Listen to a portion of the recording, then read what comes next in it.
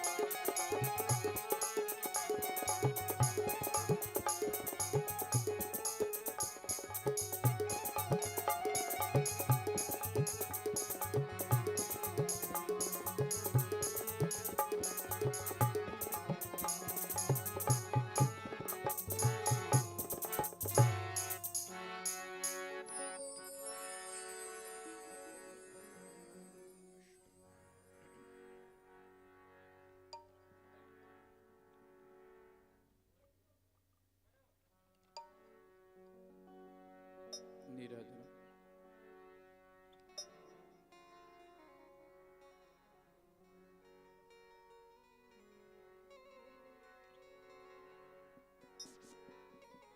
Hello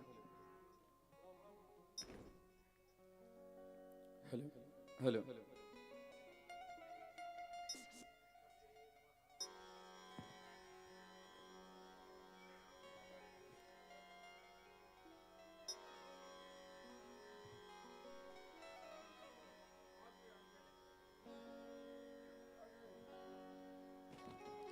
Hari ओम। कर्पूर गौरम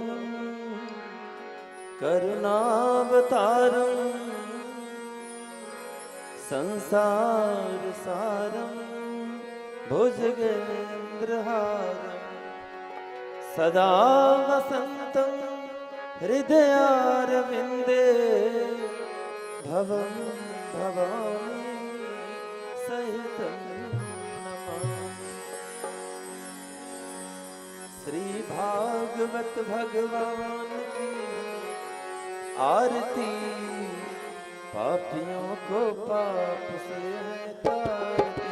श्री भागवत भगवान की आरती, पापियों को पाप से है तारती।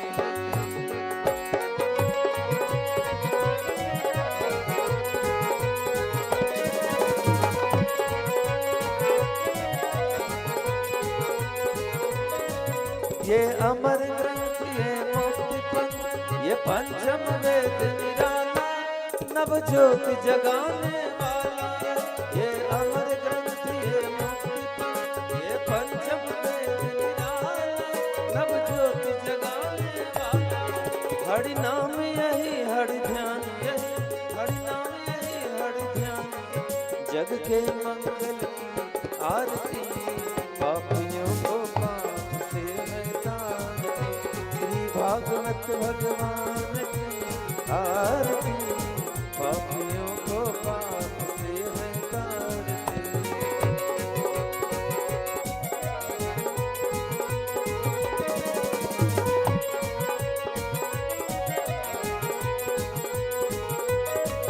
ये शांति गीत पावन पुनीत, पापों को मिटाने वाला, हर दर्द कराने वाला।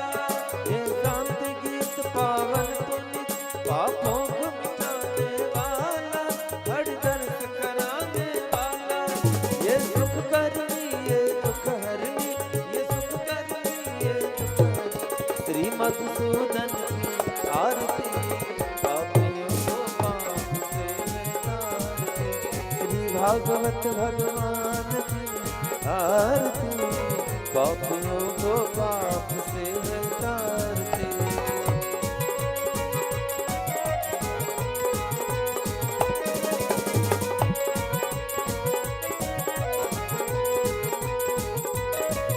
ये मधुर बोल भव पंथ खोल, सतमार्ग बताने वाला, बिगड़ी को बनाने वाला।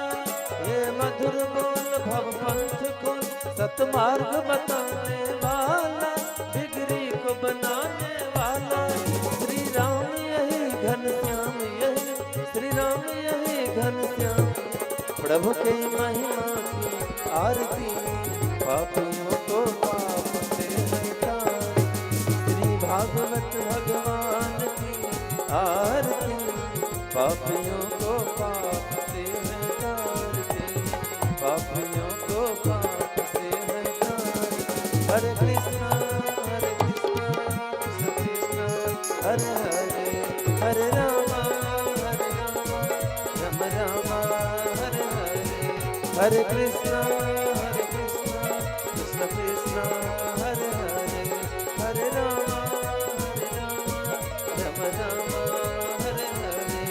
श्री भागवत भगवान की आरती, पापियों को पाप से है तारते, पापियों को पाप से है तारते, पापियों को पाप से है तारते, पापियों को पाप से है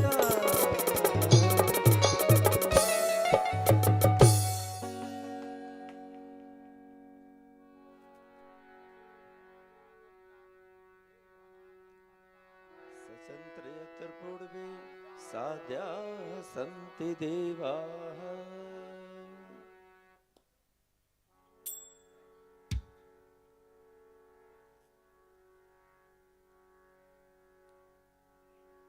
आइए प्यारे भक्तों,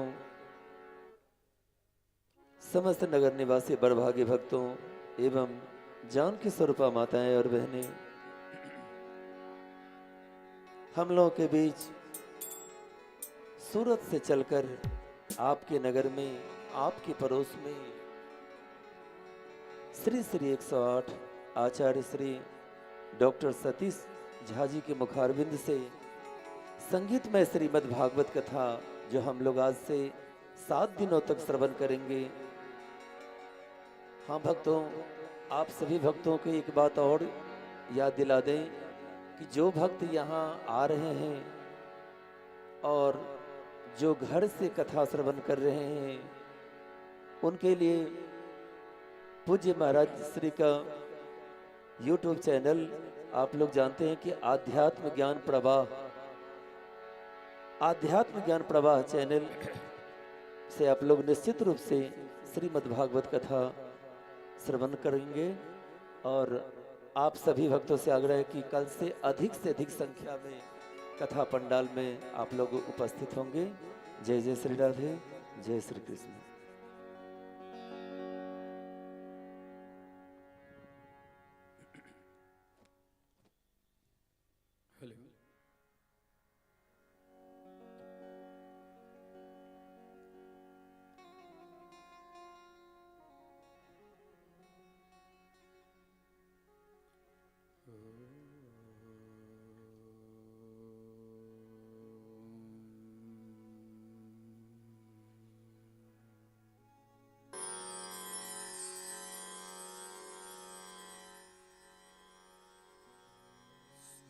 स्वस्ति श्री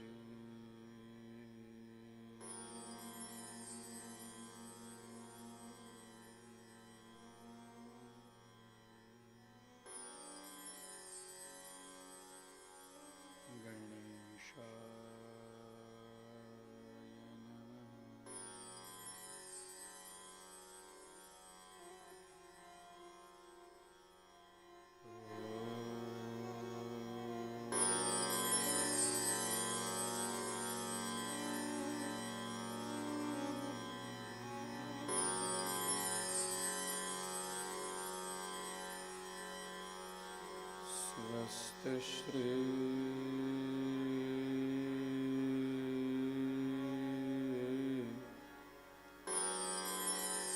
सरस्वती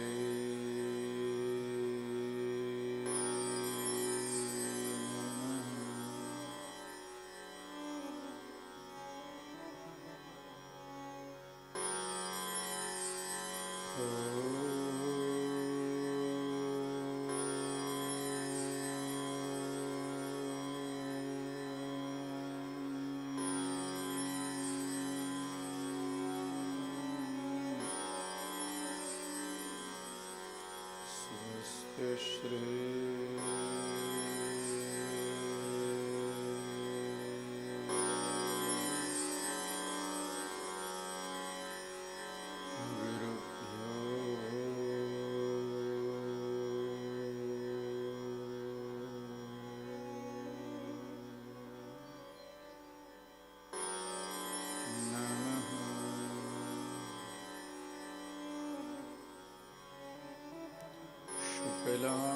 शुक्लांबर धरं देवं शशिवर्णं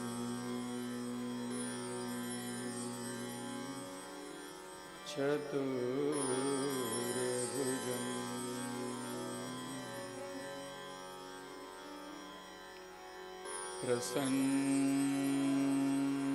प्रसन्नवदनं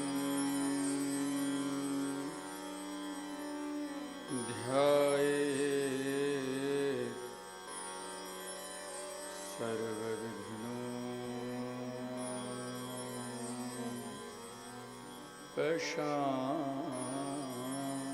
सर्वविघ्नोपशान्तये।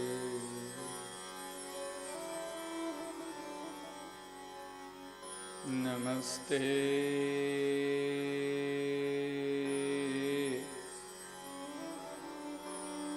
शारदे देवी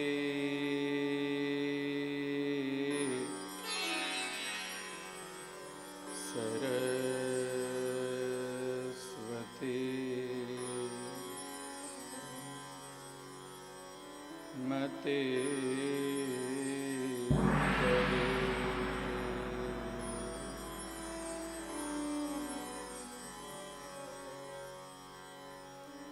वसत्वं मम जिह्वाग्रे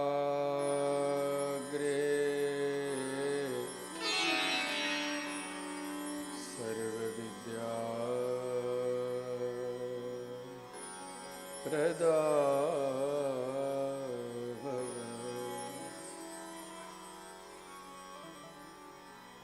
गुरुर्ब्रह्मा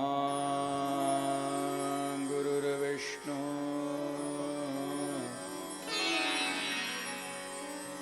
गुरुर्देवो महेश्वरः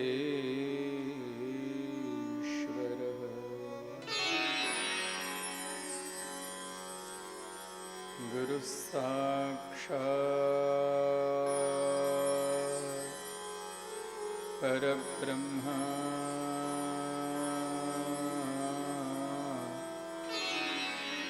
तस्मै श्री गुरवे नमः। वंशे विभूषितकरान्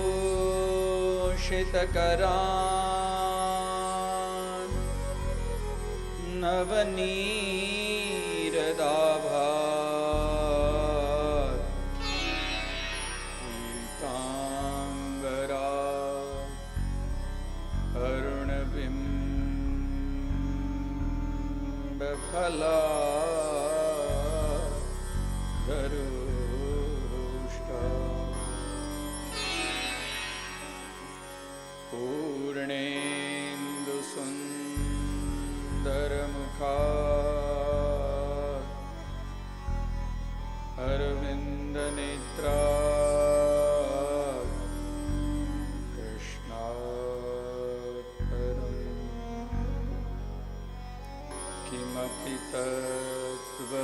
हम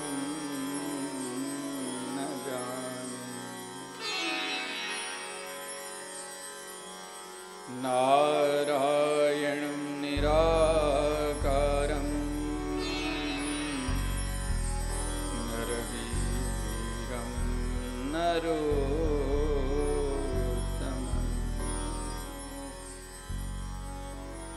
नरसिंहं नागनाथं च तं वन्दे नरकान्तकम्।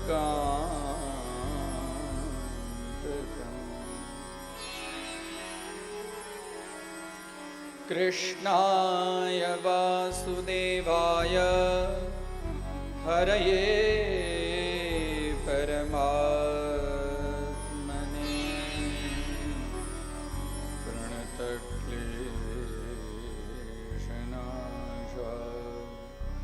गोविन्दाय नमो नमः। मूकं करोति वाचालं पङ्गुं लङ्घयते गिरिं यत्कृपातमहं वन्दे परमानन्दमाधवम्।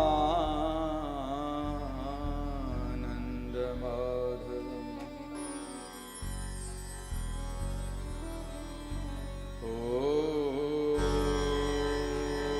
नमो भगवते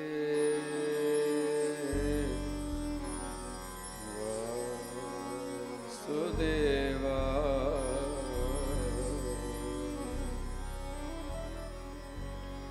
ॐ क्लीं कृष्णाय गोविन्दाय गोपीजनवल्लभाय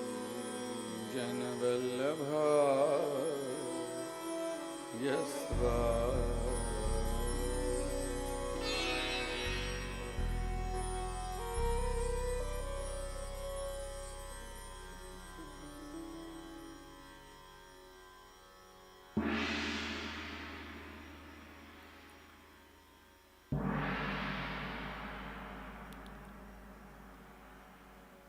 स्वस्ति श्री अकारण करुणा वरुणालय परब्रह्म भगवतः समस्त सृष्टि तस्य बीजस्वरूपः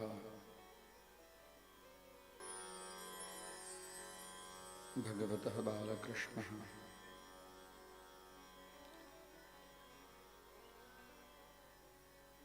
प्रत्येक जीवस्य भूतस्य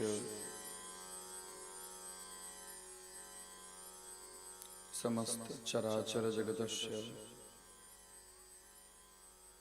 उत्पत्ति स्थिति एवं संहार कारणः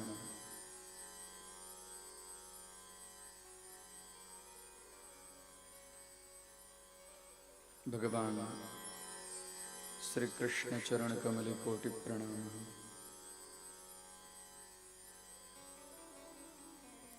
अत्र श्रीमद् भागवत सप्ताह ज्ञान महायज्ञस्य कथां सौभागवत कथा भगवतः वाङ्मयी स्वरूपः। अत्र समुपस्थित मुख्य यजमानः अमित सिन्हा महाभागः एवं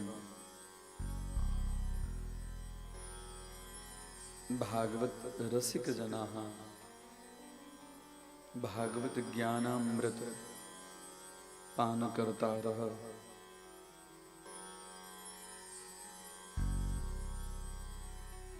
एवं मातृभगिन्यादि स्वरूपाः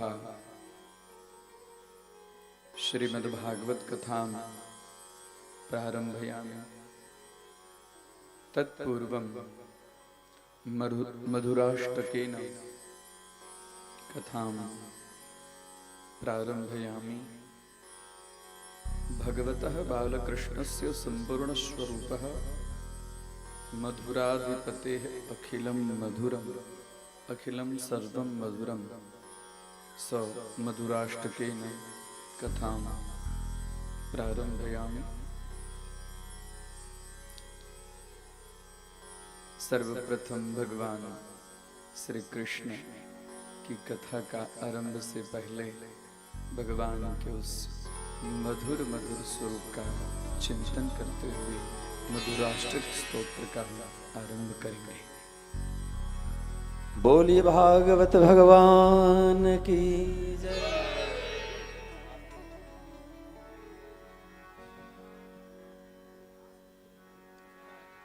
अधरम मधुरम वदनम मधुरम नयनम मधुरम हसितम मधुरम। अधरम मधुरम वदनम मधुरम नयनम मधुरम हसितम मधुरम। हृदयम मधुरम रमणं मधुरम मधुराधिपते रखिलं मधुरम।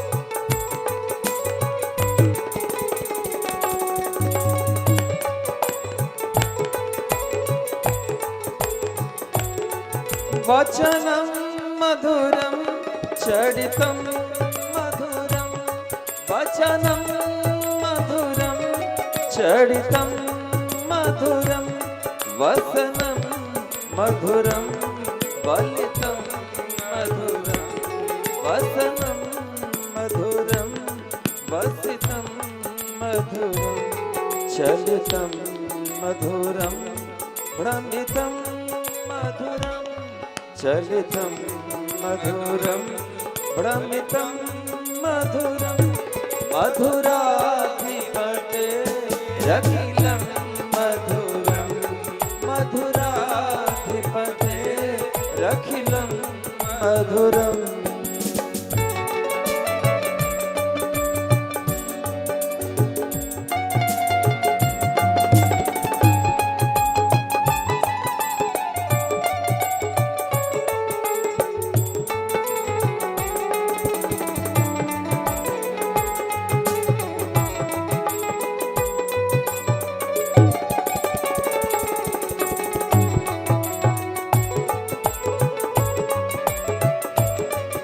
राधे प्रेम से ताली की सेवा करते हैं।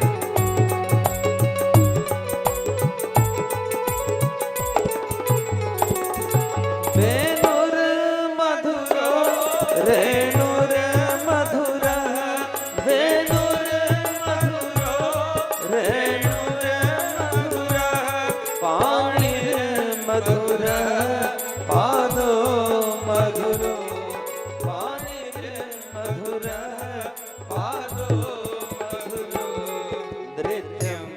मधुरम सख्यम मधुरम नृत्यम मधुरम सख्यम मधुरम मधुराधिपते रखिलं मधुरम मधुराधिपते रखिलं मधुरम।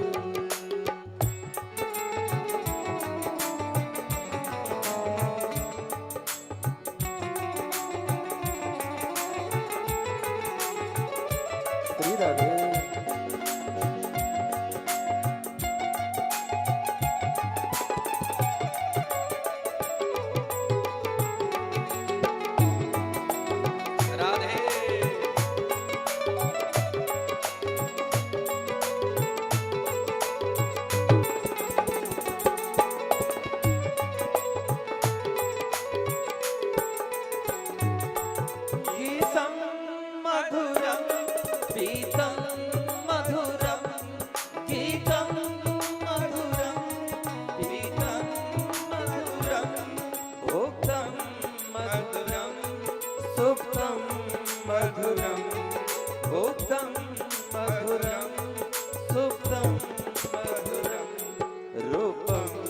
मधुरं तिलकं मधुरं रूपं मधुरं तिलकं मधुरं मधुराधिपते रखिलं मधुरं मधुराधिपते रखिलं मधुरं।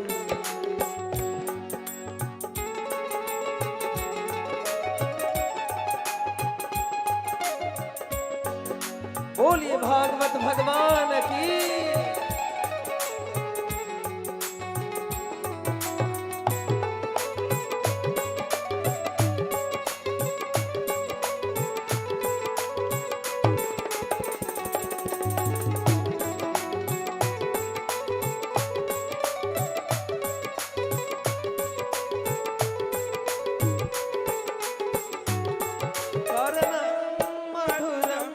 तरणं हरणं करणं मधुरं तरणं हरणं मधुरं रमणं मधुरं हरणं मधुरं रमणं मधुरं वमितं मधुरं समितं मधुरं वमितं मधुरं समितं मधुराधिपते रखिलं मधुरं मधुराधिपते रखिलं मधुरं।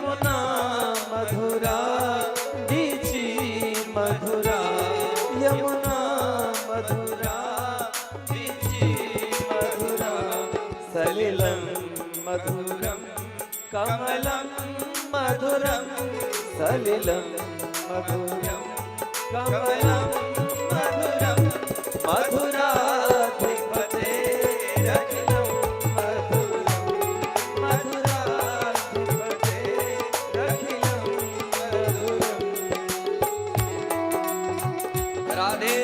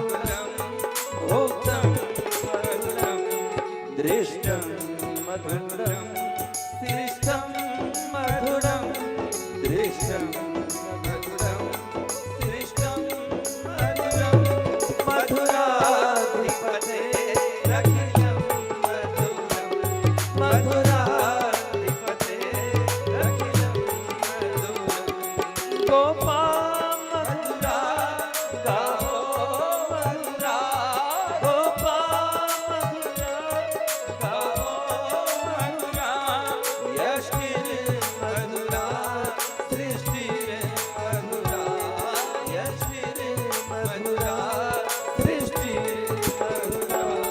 दलितं मधुरं फलितं मधुरं दलितं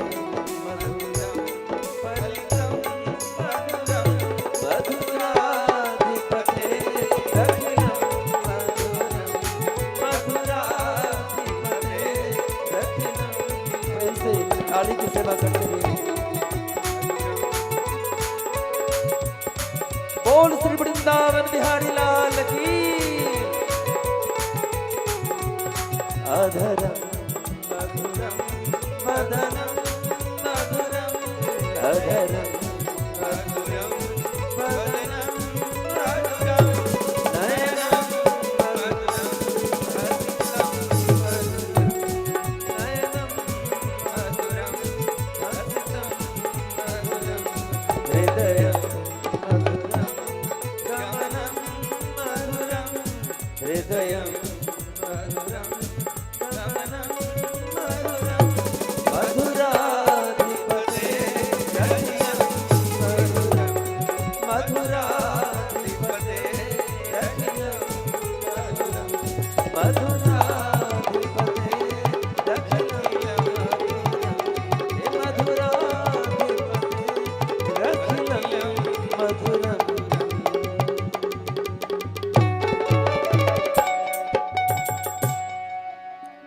बोलिए भागवत भगवान की, व्यासदेव भगवान की, श्री सुखदेव जी महाराज की। हर हर महादेव।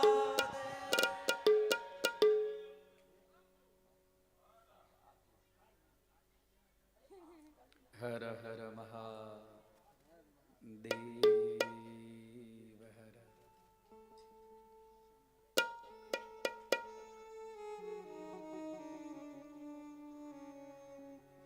अत्र समुपस्थित सभी भक्तजनों का श्रीमद् भागवत ज्ञानामृत है,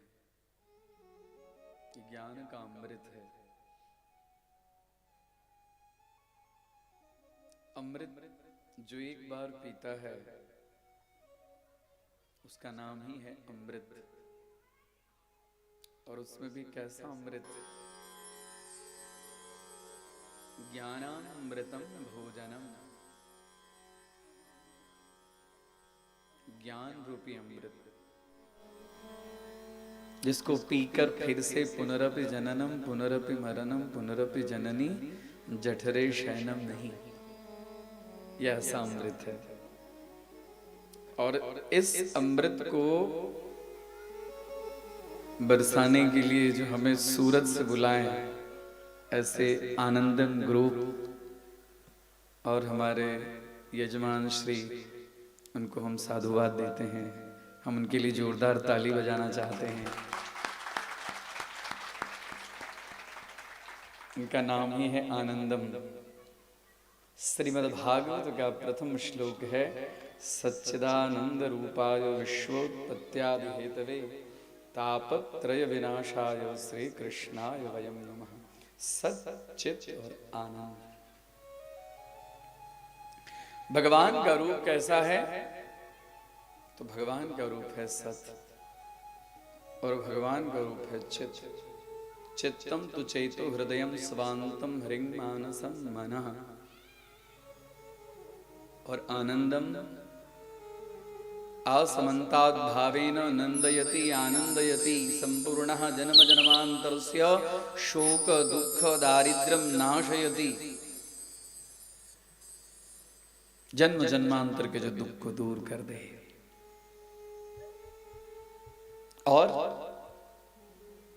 ऐसा सुख प्रदान करे जो दुनिया में इससे बढ़कर कोई सुख होता ही नहीं है।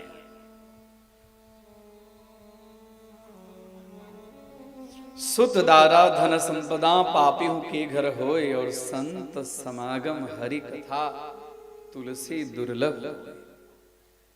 सुत पुत्र धन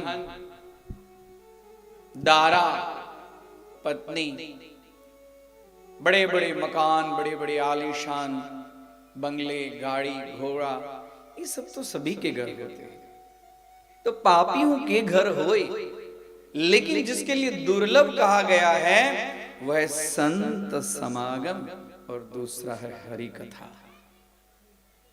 तो ये है हरि कथा, ये दुर्लभ है। ये कब मिलता है? जब जन्म जन्मांतर के जब पुण्य उदय होते हैं, भाग्योदय न बहु जन्म समर्जिते न सत्संगमंच लभते तदा पुरुषो यदा वै अज्ञान हेतु कृत मोहमदांधकार नाशम तदा यहि तदोदयते विवेकः। जन्म जन्मांतर के जब पुण्य उदय होते हैं, तभी हमें ये एक ऐसा अवसर, कैसा अवसर, तो आनंद का अवसर। और हम लोग कहाँ बैठे अभी? आनंद में बैठे। बोलिए राधे राधे। आनंदम में ही आनंद का निवास है। आनंद का निवास कहां पर है? आनंदम में है। हम लोग बड़े सौभाग्यशाली हैं जो आज के दिन में कथा सुनने का अवसर यह हमें प्राप्त हुआ। आज है करवा चौथ,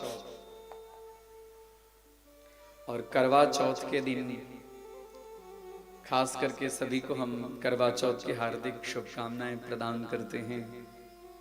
हमारी माताएं अपने सौभाग्य के लिए चंद्र दर्शन करती है और उसके बाद में उपवास तोड़ती है। सौभाग्य किसको कहते हैं? जिसका सुंदर भाग्य हो उसको कहते हैं ना सौभाग्य। तो सबसे बड़ा सुंदर भाग्य क्या होता है? सबसे बड़ा सुंदर भाग्य जैसे पत्नियों के लिए होता है पति रेको गुरु स्त्रीणाम सर्वस्याभ्यागतो गुरु, और पुरुष के लिए सबसे बड़ा सौभाग्य का समय होता है जो भगवान की कथा, भगवान का चिंतन, भगवान का स्वरूप, वही तो है सबसे बड़ा सुंदर भाग्य। भाग्य किसको? सुंदर भाग्य जिसका नाम, उसको कहते हैं सौभाग्य। तो सुंदर भाग्य कैसे बनता है? भाग्यम अर्थात हमारा जो पिछला जो किया हुआ जो कर्म है वही होता है। एक क्षण का पुरुषार्थ ही दूसरे क्षण का भाग्य होता है। तो हमने जो किया है पुरुषार्थ, उसका जो फल जो अभी मिल रहा है उसका नाम है भाग्यम। और कैसा भाग्यम? तो सौभाग्यम, सुंदर भाग्यम।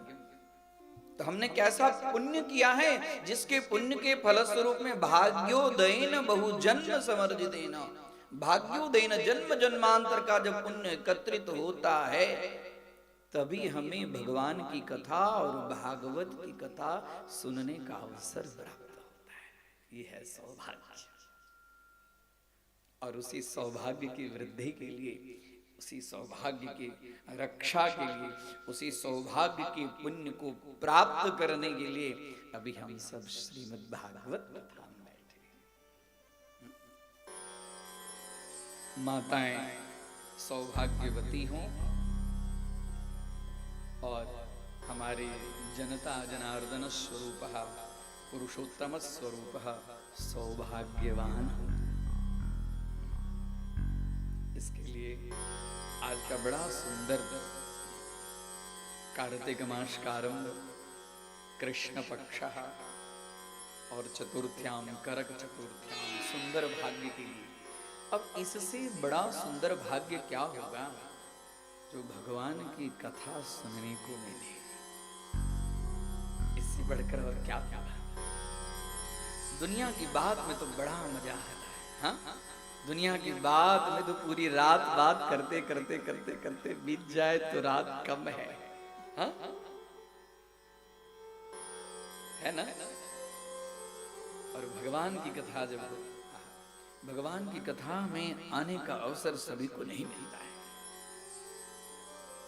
यही अवसर आवत कठिनाई, इस अवसर पर आने के लिए बहुत कठिनाई का सामना करना पड़ता है। हाँ? माया रोकती है, घर के सारे बहुत काम रोकते हैं, बिजनेस रोकता है ना, बाल बच्चे रोकते हैं, पोता पोती रोकते हैं, दादी कहाँ जा रही हो, हाँ?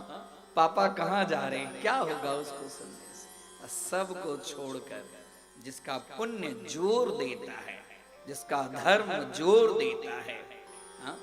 जिसके कल्याण के लिए समय आ गया है, उसको पुण्य जोर देने के बाद में भागवत की कथा, हरि चर्चा में आने का अवसर व्यक्ति के जीवन में प्राप्त होता है। साधारण कर्म नहीं है। इस इसके लिए गोस्वामी तुलसीदास लिखते हैं, सुत दारा धन संपदा पापियों के घर होय, और संत समागम हरि कथा तुलसी दुर्लभ। दुर्लभ में इसकी गिनती है, साधारण। और दुर्लभ में भी, दुर्लभ तो है हरि कथा, दुर्लभ है, उस दुर्लभ में भी परम दुर्लभ है भागवत। बोले भागवत भगवान की जय। 18 पुराण, 18 पुराण, और सभी पुराणों का जो पुराणोत्तम पुराण जो है, जिसके लिए महाशब्द लागू पड़ता है, भागवत के लिए भागवत महापुराण लगता है।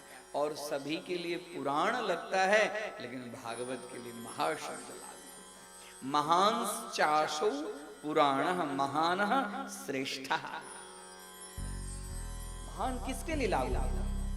देव तो सब हैं, लेकिन महादेव एक ही है, उनके लिए महाशब्द लागू है। महांस चासो देव महादेव, वैसे ही महांस चासो पुराण महापुराण। तो सभी पुराणों में श्रेष्ठ है पुराण तिलकम श्रीमद् भागवतम पुराण तिलकम यद वैष्णवा नाम धनम।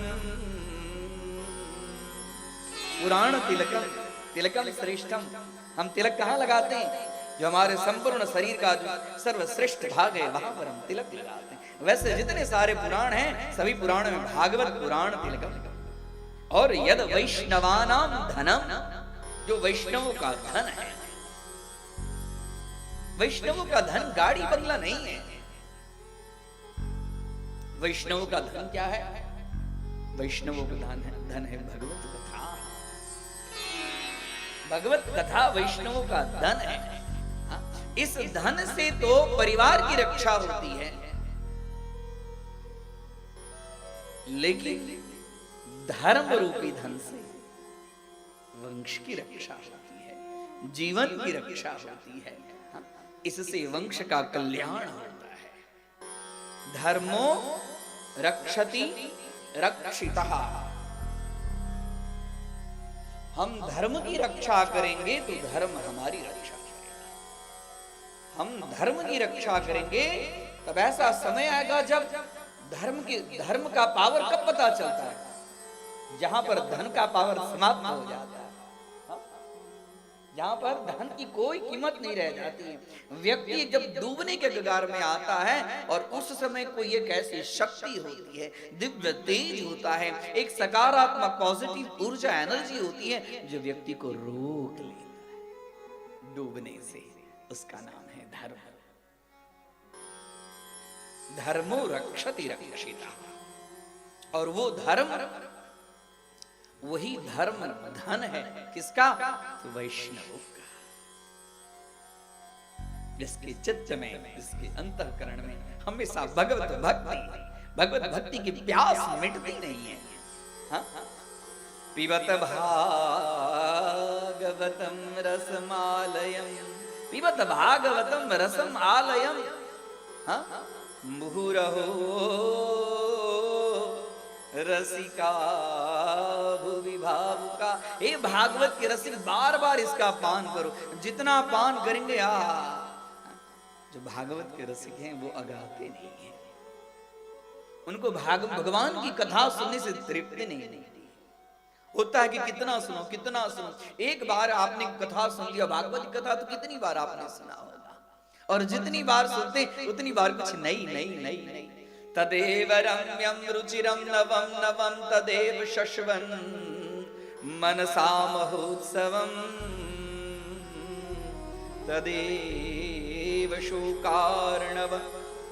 शोकार्णवं नृणां यदुत्तम श्लोक यशोनुगीयते। श्रीमद्भागवत 12वें स्कंद का 12वें अध्याय का यह श्लोक है। तदेव रम्यं रुचिरं नवं नवं। भगवान की कथा जितनी बार सुने उतनी बार कुछ न कुछ नई लगती है कि ये कथा तो ऐसी नहीं सुनी थी, ये कथा तो कुछ अलग है। हाँ? तदेव रम्यं, रम्यं रुचिकरं, तदेव रम्यं रुचिरं नवं नवं नवं नवं श्रेष्ठम श्रेष्ठम। और भगवान की कथा से होता क्या है? ततएव शोकार्णवः, शोकार्णवः, ये शोक का जो अर्णव मतलब सागर जो है, भगवान की कथा सुनने से शोक का सागर अपने आप दूर हो जाता है। शोकार्णवं नृणाम्, मनुष्यों का जो शोक का सागर है वो अपने आप दूर हो जाता है। यदुत्तम श्लोक यशो नुगीयते, यदुत्तमः, जहां पर भगवान श्री कृष्ण के गीत का वर्णन, उनकी कथा का वर्णन जहां जहां होता है वहां से शोक अपने आप दूर हो जाता है। इसके लिए भगवान का नाम है आनंद। सच्चिदानंद रूपाय विश्वोत्पत्त्यादि हेतवे। भगवान का स्वरूप कैसा है? सत, चित और आनंद। सत, सत हरि भजन जगत सब सपना, उमा कहूँ मैं अनुभव अपना, उमा कहूँ मैं अनुभव अपना। सत हरि भजन जगत सब सपना, उमा कहूँ मैं अनुभव अपना। बाबा कहते हैं पार्वती से उमा से, उमा कहूँ मैं अनुभव अपना, अपना अनुभव कहता हूँ। क्या कि सत हरि भजन, हरि भजन वही है सत। सत, सत मतलब जिसका कभी भी नाश नहीं होता। यन् निश्चितम तदेव सत्यम। ब्रह्मसूत्र में आदि जगत गुरु शंकराचार्य लिखते हैं कि किम नाम सत्यम, सत्य किसको कहते हैं? तो यन् निश्चितम तदेव सत्यम, जो निश्चित है, जिसका कभी भी नाश नहीं होता है, उसका नाम है सत्य, इसका नाम है सत्य। और यही सत्य का, सत्य की व्याख्या संपूर्ण भागवत के अंदर में की गई है। और हम आप कथा बिगिन की सुनते हैं, घर में छोटा सा भी कार्यक्रम हो, हम आप कथा सुनते हैं सत्य नारायण। बोलिए सत्य नारायण भगवान की जय। सुनते हैं ना, सत्य ही नारायण है। यहां भी सत शब्द का प्रयोग हुआ है। और भागवत के प्रथम स्कंद के प्रथम अध्याय के प्रथम श्लोक का अंतिम चरण है सत्यम परम धीमहि। सत्यम परम धीमहि। जगत में ध्यान करने योग्य क्या है?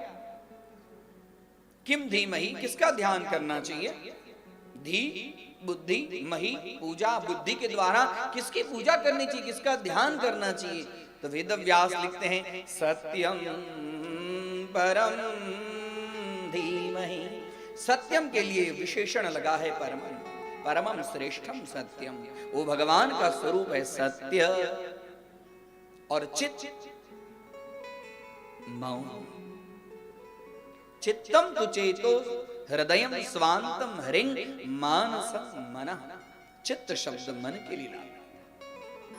कहते हैं ना हमारा मन, हमारा चित्त कहीं स्थिर नहीं रहता है। व्यावहारिक भाषा में शब्द में उसको प्रयोग करते हैं चित्त अर्थात मन।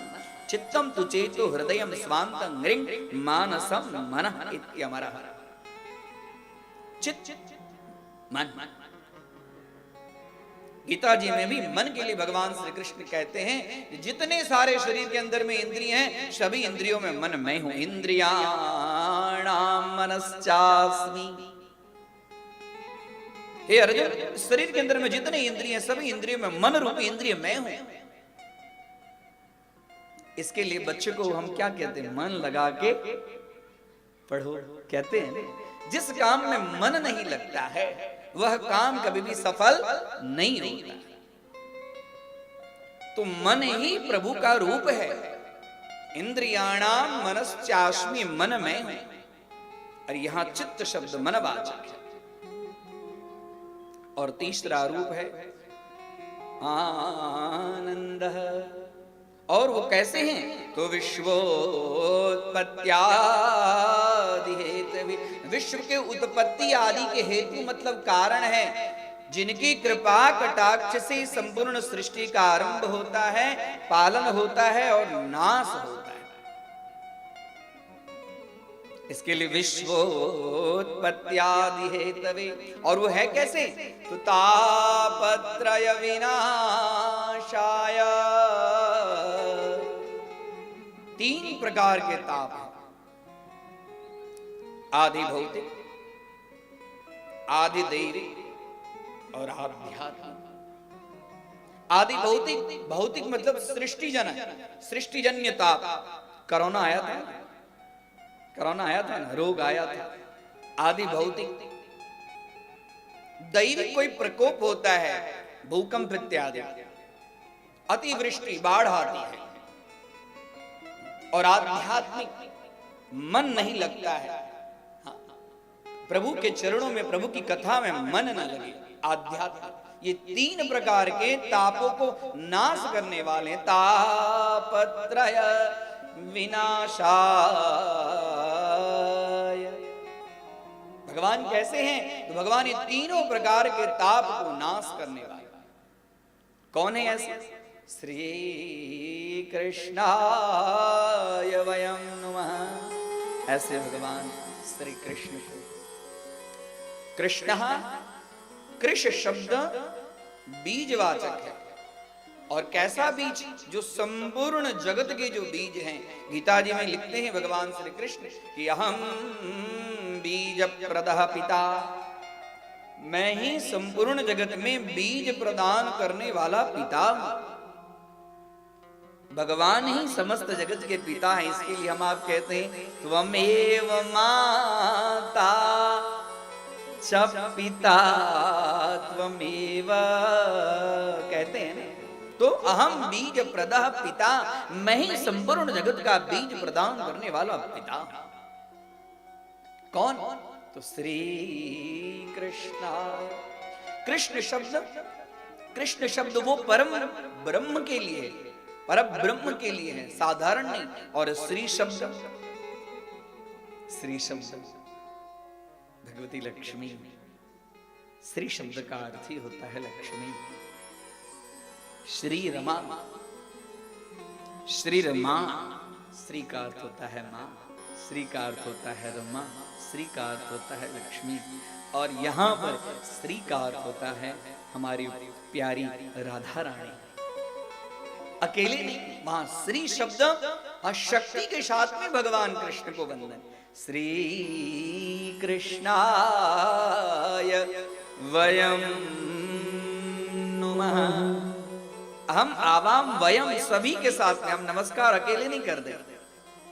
यहां पर नमस्कारात्मक मंगलाचरण श्रीमद् भागवत के अंदर में दिया गया है। श्री कृष्णाय वयम नमः। ऐसे भगवान श्री कृष्ण को वंदन, प्रणाम, कोटि कोटि प्रणाम। भगवान श्री कृष्ण का नाम संकीर्तन करें और उसके बाद में हम श्रीमद् भागवत के कथा में प्रवेश करेंगे।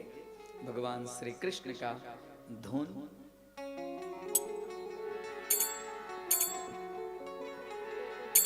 बोली भागवत भगवान की जय।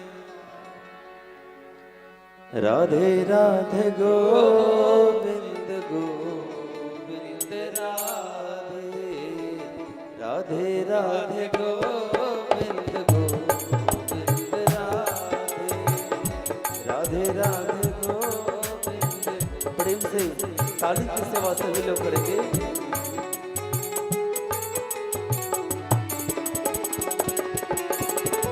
राधे राधे गोविंद गोविंद राधे, राधे राधे गोविंद गोविंद राधे, गोविंद राधे गोपाल राधे, गोविंद राधे गोपाल राधे, राधे राधे गोविंद गोविंद राधे, राधे राधे गोविंद राधे। दोनों हाथ से प्रेम से ताली की सेवा करते रहे।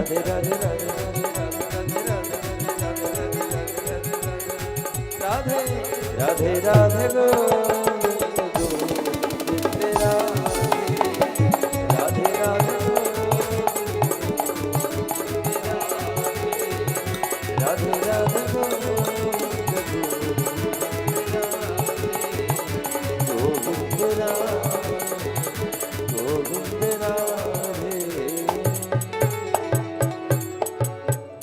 बोल श्यामले सरकार की जय, भागवत भगवान की जय, जय जय श्री राधे। नैमिषे सूतमासीना मभिवाद्य महामतिं कथामृतरसास्वादः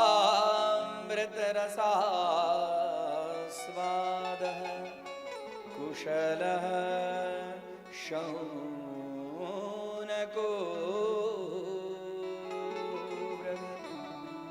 एक समय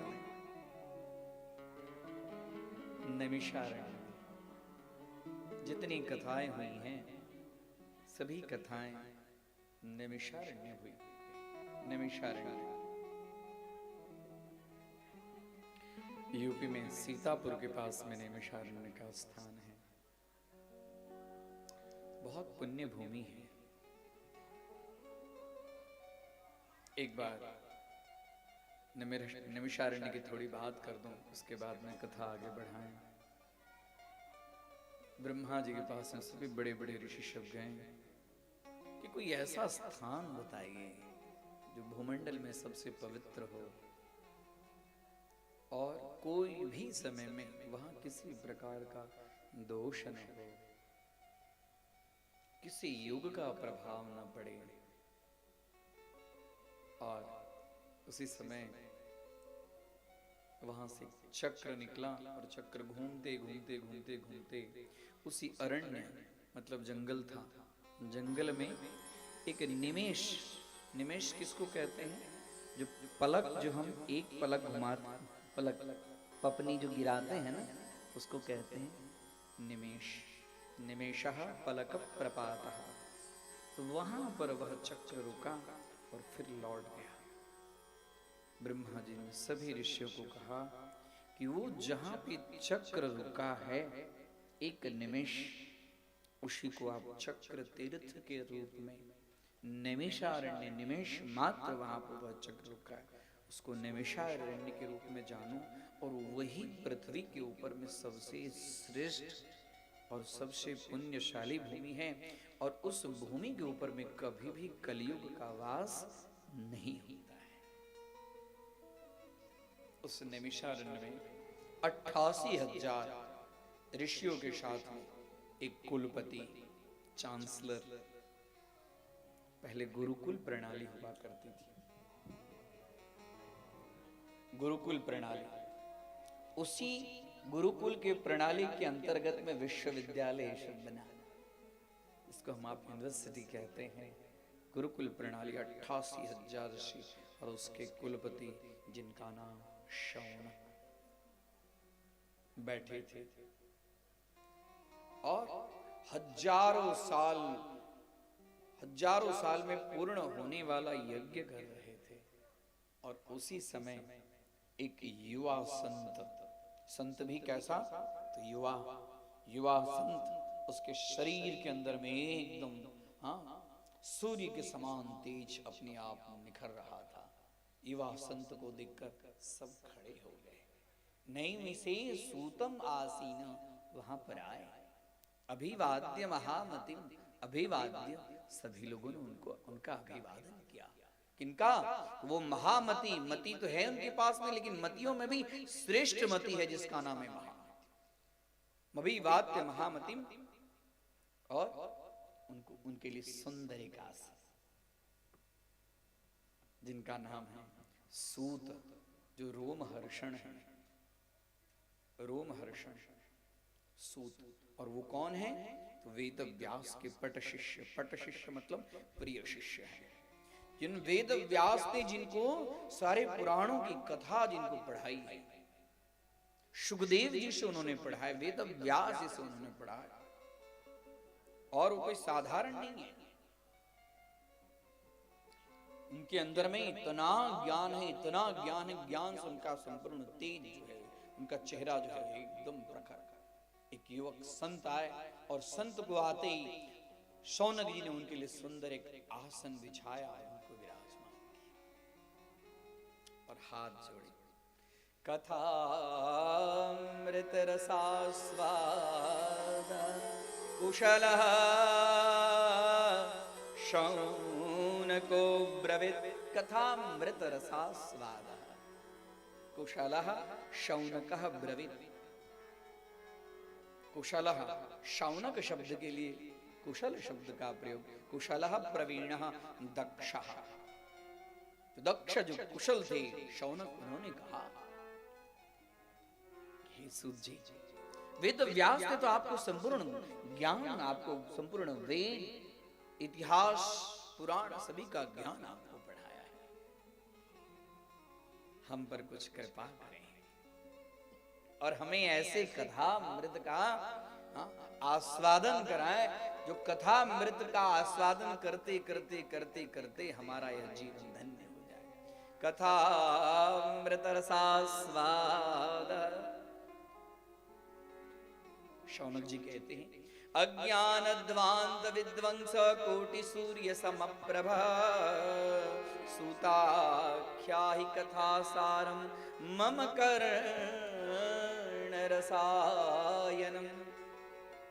हे सूत जी, अज्ञान ध्वांत विध्वंस, अज्ञान रूपी अंधकार को विध्वंस मतलब नाश करने में आपके पास में जो ज्ञान है, विध्वंस कोटि सूर्य समप्रभ, आपके अंदर में ज्ञान जो करोड़ों सूर्य के समान। एक सूर्य का कितना ताप है? अभी भी साइंस सूर्य की तरफ, चंद्रयान तो हमने सफल किया, अब सूर्य की तरफ देखने के लिए प्रयाण कर रहे हैं आगे। हाँ, सूर्य के प्रकाश के पास सामने किसी का प्रकाश टिकता नहीं है। एक सूर्य नहीं, कोटि सूर्य समप्रभ। आपका ज्ञान कैसा है? तो करोड़ों सूर्य के समान समप्रभ। सूताख्या ही, सूत जी को कहते हैं, हे सूत जी, कुछ ऐसा कथाओं का सार, निचोड़, तत्व हमें सुनाइए जो मम कर्ण रसायनम, मेरे कान की दवा हो, मेरे कान की औषधि हो। मम कर्ण रसायनम, रसायनम औषधि। कुछ ऐसी कथा थी। सूत जी वहां बैठे हैं, कुछ बोलते नहीं हैं। अभी उनके लिए सारी सबको देख रहे हैं और कहते इतना ही नहीं, अभी तक तो हमने जो कथाएं सुनी हैं उसमें ऐसी कथा कहिए जो भक्ति ज्ञान विरागाप्तो विवेको वर्धते महान माया मोह निरासश्च वैष्णवै क्रियते कथम। ऐसी कथा हमें सुनाई, कथा तो सुनाइए जो मेरे कर्ण के लिए औषधि है, लेकिन कैसी कथा? जिसमें भक्ति हो, भक्ति हो, और भक्ति कैसी हो? तो ज्ञान से परिपूर्ण भक्ति हो। भक्ति ज्ञान विरागाप्तो, अकेली भक्ति नहीं हो, ज्ञान के साथ में हो और वैराग्य भी उसके साथ में हो। और उस वैराग्य से हमारा जो विवेक है, विवेको वर्धते महान।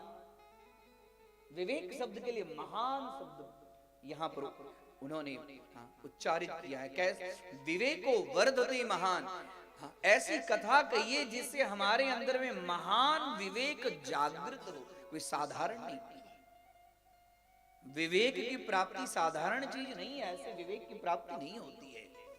विनय की प्राप्ति तो बड़ी कठिनाई से होती है, उससे भी कठिनाई से प्राप्ति होती है विवेक। विनय विद्या ददाति विनयम।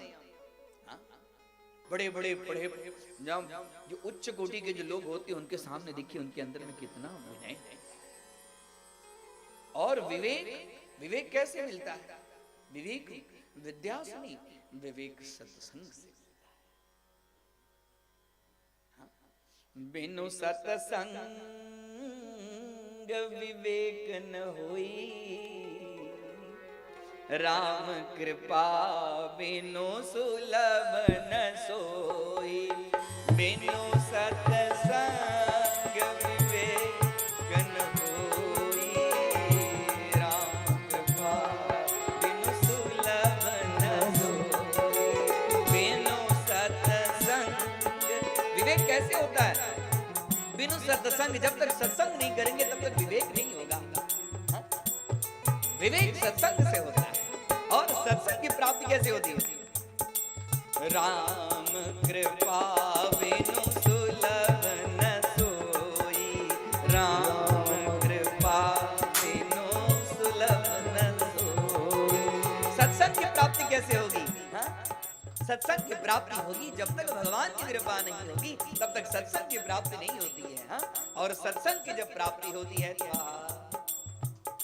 सत्संग की प्राप्ति के बाद में व्यक्ति के जीवन के अंदर में विवेक, और विवेक जब व्यक्ति के अंदर में प्राप्त हो गया उसके बाद में माया मोह निरासश्च, विवेक से ही माया और मोह रूपी अपने आप दूर हो जाते। वैसे दूर होना बड़ा मुश्किल है।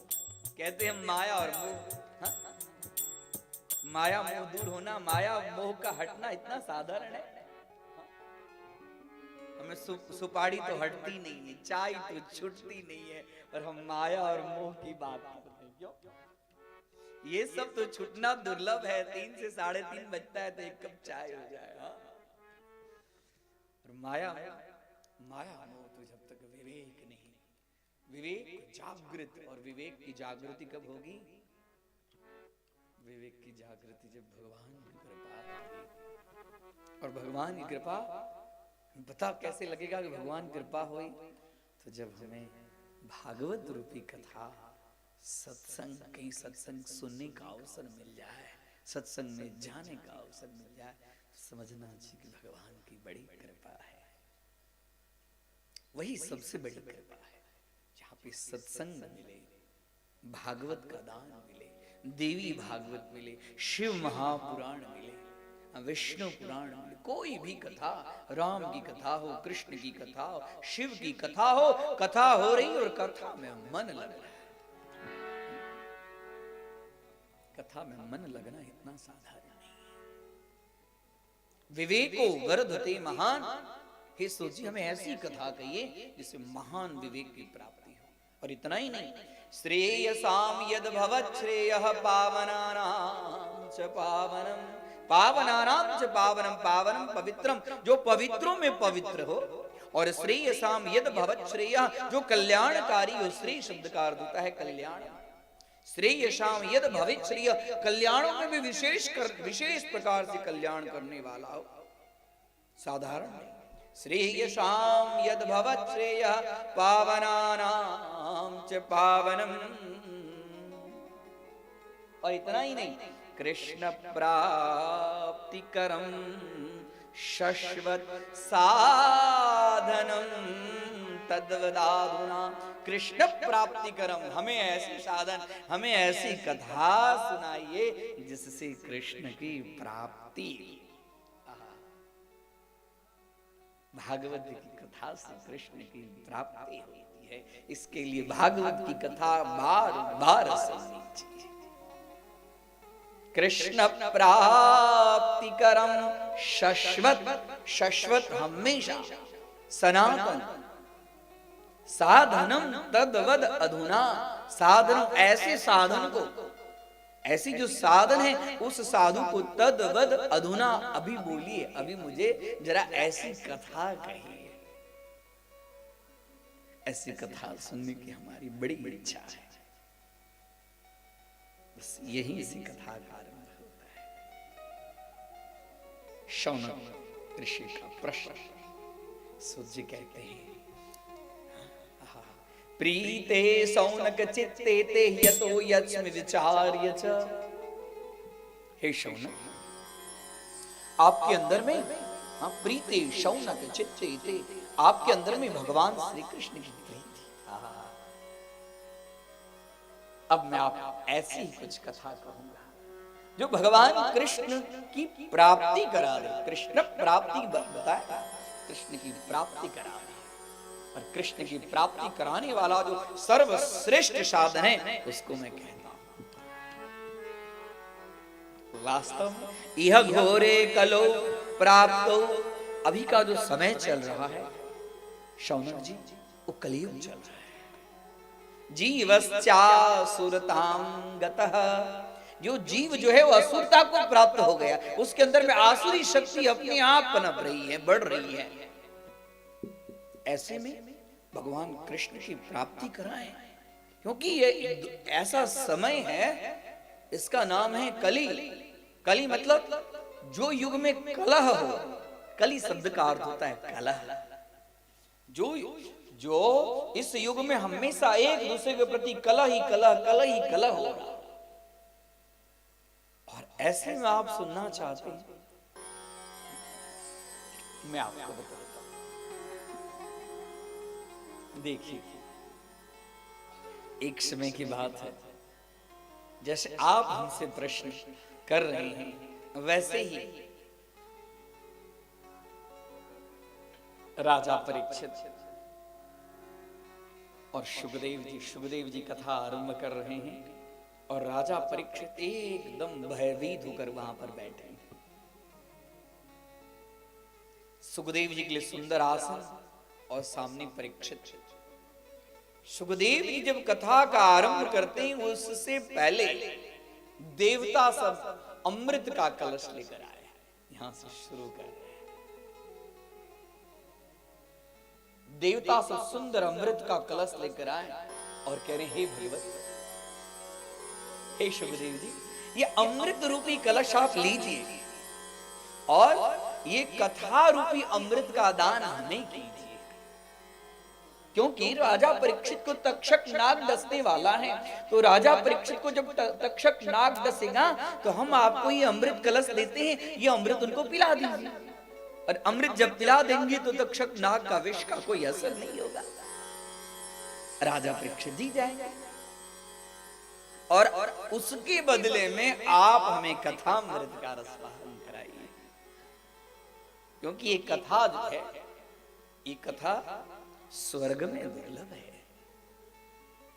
ये कथा यहां तो सुलभ है, ये है कर्म भूमि, वो है भोग भूमि। यहां तो जो करते हैं उसका भोग ऊपर मिलता है, भोग भूमि। इसके लिए हम लोग आपके सामने ये अमृत कलश लेकर आए। ये अमृत कलश आप राजा परीक्षित को पान करा दीजिए और कथा में। और जैसे सुखदेव जी के पास में आए तो सुखदेव जी कहते हैं, क्व सुधा क्व कथाम लोके क्व काच क्व मणिर्महान ब्रह्मरा तो विचार्यैवं तदा देवान् जहास। तदा देवान् जहासो, देवताओं के सामने देखकर हंसने लगे। जहास हंसने लगे, क्या कि क्व सुधा क्व कथाम लोके, अरे देवता लोग, आप लोग मेरे सामने अमृत रूपी क्व सुधा, कहां पर ये अमृत, सुधा का अर्थ होता है अमृत। क्व सुधा क्व कथाम लोके, कहां ये कथामृत और कहां ये अमृत।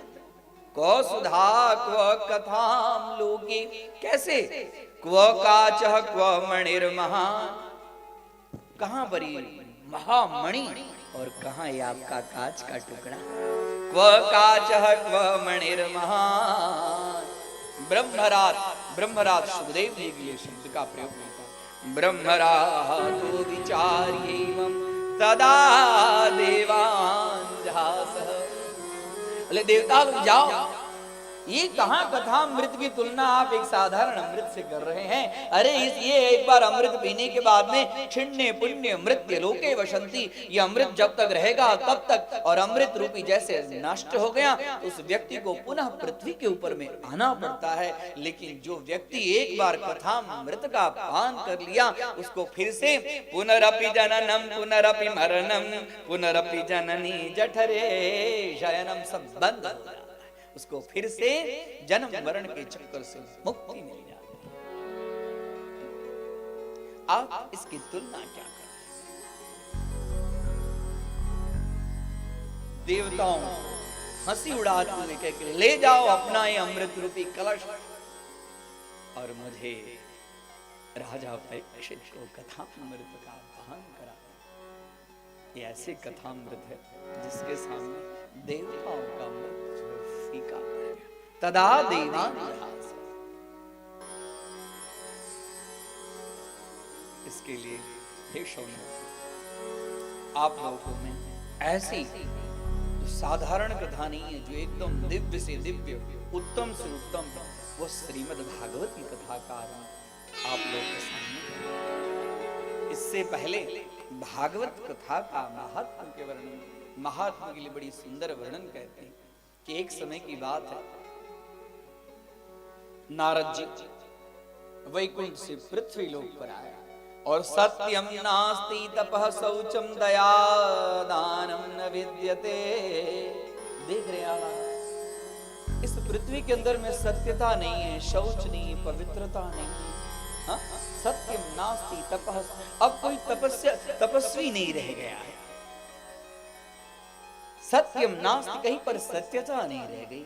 जहां देखो वहां तीर्थ में न कोई सत्यता है। दया दानम न विद्यते, किसी जीव के अंदर में दया नहीं है।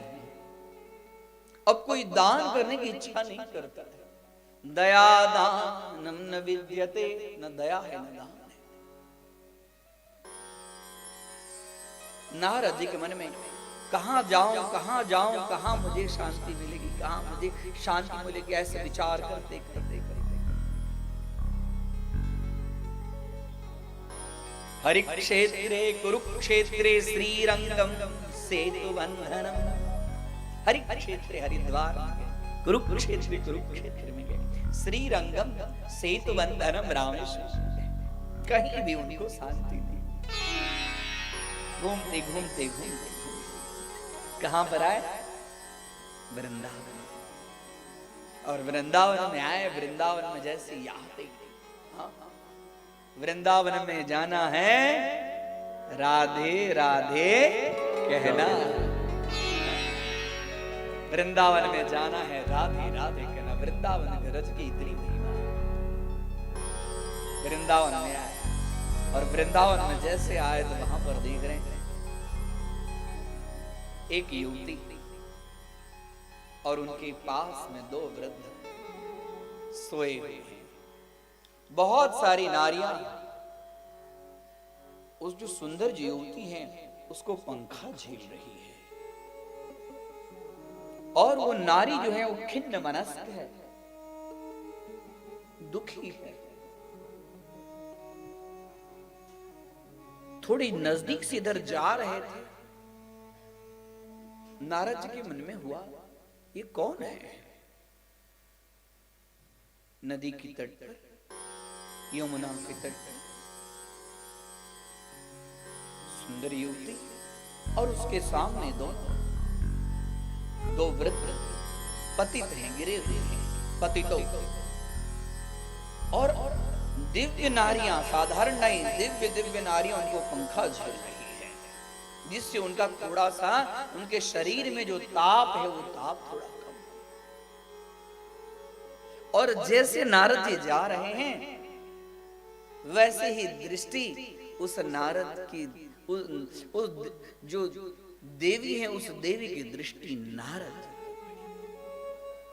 और वो देवी कहती है भो भो साधो क्षणं तिष्ठ मच्चिन्तामपि नाशय। हे साधु रुको,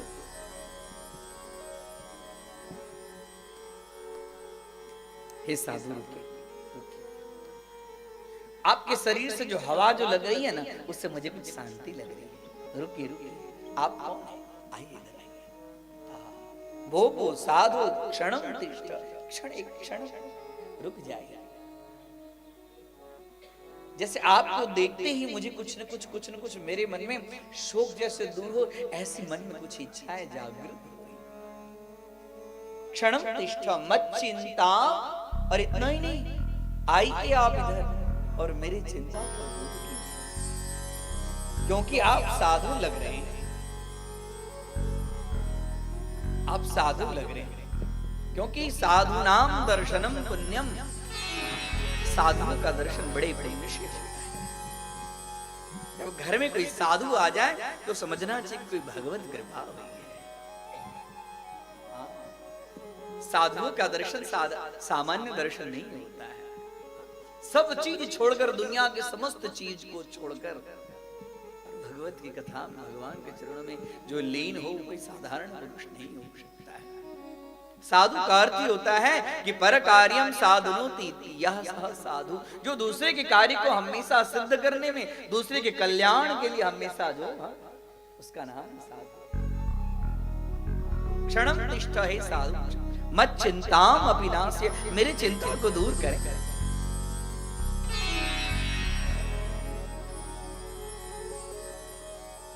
नारद जी के मन में कौतूहल हुआ है, क्या है?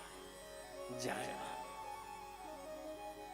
कासित्वम का विमौने नार्या, हे देवी आप कौन हैं? और आपके बगल में जो पड़े हुए हैं ये दोनों कौन हैं? ये जरा बताइए। और जैसे पूछा, अभी तक किसी ने पूछा नहीं था उस देवी से, और जैसे पूछा, देवी जो देवी थे उसका हृदय भर गया। हम आप कोई दुख में हो और कोई दुख की बात पूछे तो कैसे मन में एकदम फूट फूट कर हम रोने लगे। वैसे देवी खड़ी हुई और हाथ जोड़कर कही कि हम भक्ति दिख्याता इमो में तनयो मतो, ज्ञान वैराग्य नामान काल योगे न जर्जरो। हम भक्ति दिख्याता। हे भगवान, मेरा नाम भक्ति, मैं भक्ति हूं। इमौ में तनयो मतो, ये मेरे दोनों तनया, तनयो द्विवचन शब्द का, तनय शब्द में द्विवचन का प्रयोग, तनयो, ये मेरे दोनों पुत्र हैं। तनयो, एक का नाम है ज्ञान और एक का नाम है वैराग्य।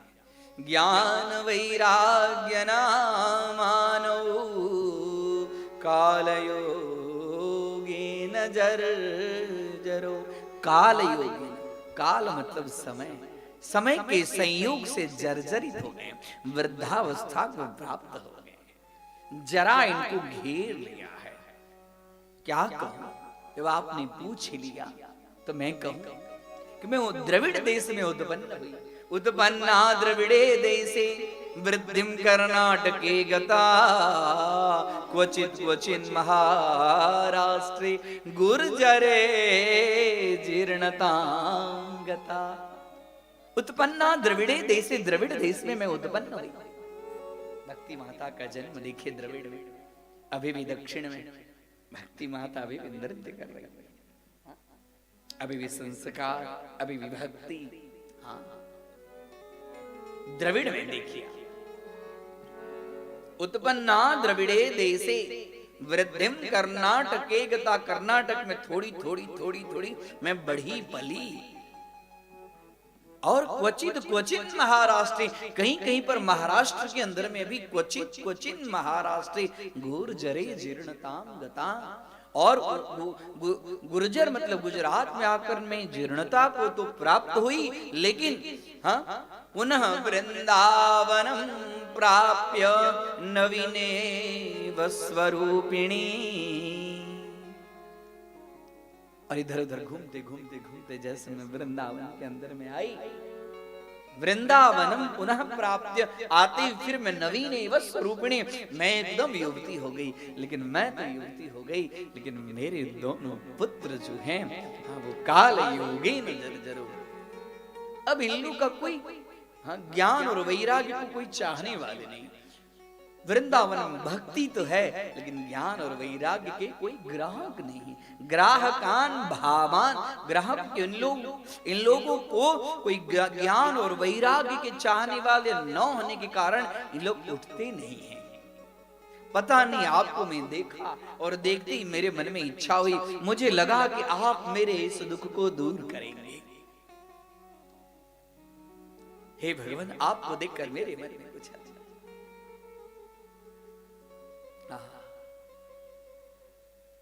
नारद जी कहे, अरे भक्ति, आप तो ब्रह्म सायुज्य करणी हो।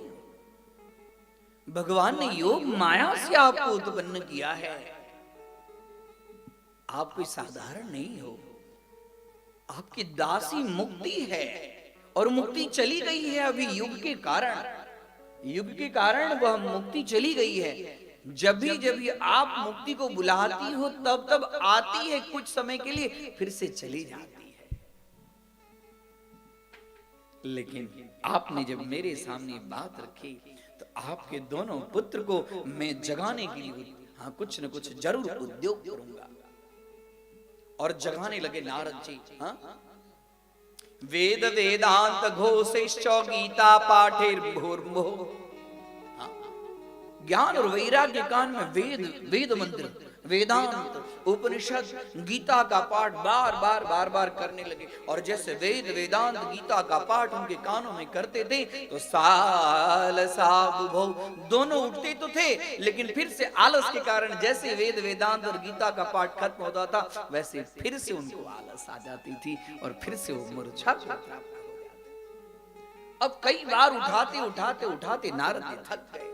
इतने में ही आकाशवाणी हो गई कि उद्योग सफलस्तोयम। जिस उद्योग के लिए आप लगे हैं नारद जी, वह उद्योग आपका सफल होगा।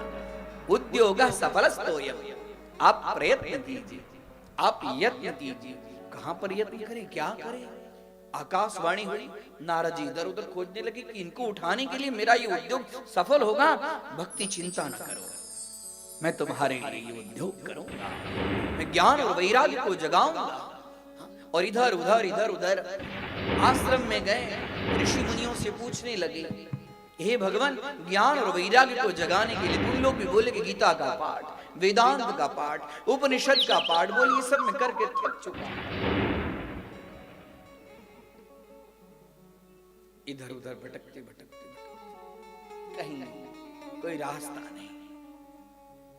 और इधर करते गंधमादन पर्वत और बदरे विशाल वन के अंदर में, और वहां देखते हैं ब्रह्मा जी के 4 मानस पुत्र जो हमेशा 5 वर्ष के ही रहते हैं। पंचहायन संयुक्ता, पंचहायन से 5 वर्ष के जैसे ही, और उनके शरीर के अंदर में कौपीन 4 पुत्र, जिनका नाम है सनक, सनंदन, सनातन, सनत कुमार, जिनके लिए सनकादेश। ये शौनक अलग है और ये सनक, सनकादेश, सनकाद ऋषि के पास नारद जी आए। और नारद जी खिन्न मनस्क हैं। शौनकादि कहते हैं, कथम ब्रह्मन दिन मुखा कुतश्चिंता कुरु भवा। हे ब्रह्मन, हे देवर्षि, आपका मुख ऐसा मलिन क्यों है? जैसे किसी व्यक्ति का धन किसी चोर ने चुरा लिया हो, उसकी जैसी दशा होती वैसे दशा आपकी। कथम ब्रह्मन दीन मुखा कुतश्चिंतातुर, आप चिंतातुर क्यों हैं? आप मुझे बताइए, आपकी चिंता का कारण क्या है?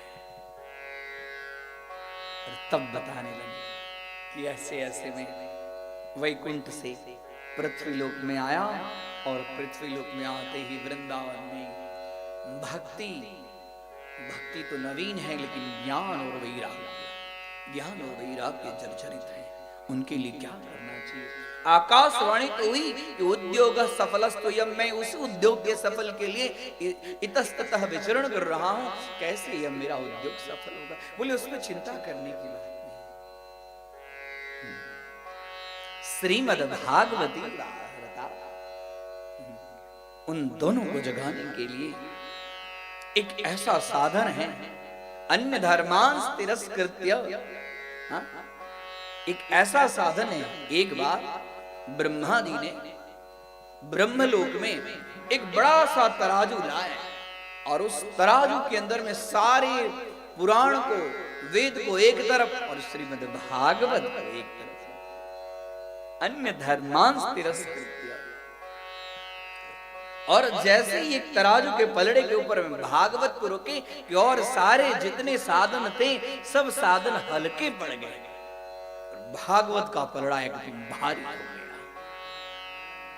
भागवत का पलड़ा भारी, यह देखकर ब्रह्मा जी के अंदर में भी चिंता हो कि भागवत के अंदर में कौन सी ऐसी चीज है जो सबसे, इसके अंदर में सबसे वजन, सबसे भारी कहा गया है। हे देवर्षि, ज्ञान और वैराग्य को जगाने के लिए हरि क्षेत्र के अंदर में तटमानंद नामकम, आनंद रूपी तट के पास में, तटम आनंद नामकम, हरिद्वार में, हरि क्षेत्र मतलब हरिद्वार, उसका नाम ही है हरिद्वार। जहां जाने पर हरि के द्वार अपने आप, भगवान के लिए द्वार अपने आप खुल जाता है, उसका नाम है हरिद्वार। वहां पर आनंद नामक तट के ऊपर में, जहां के बालू बड़ी कोमल कोमल बालू है, वहां पर श्रीमद् भागवत की कथा, उस भागवत की कथा के श्रवण से ज्ञान और वैराग्य स्वतः जागृत।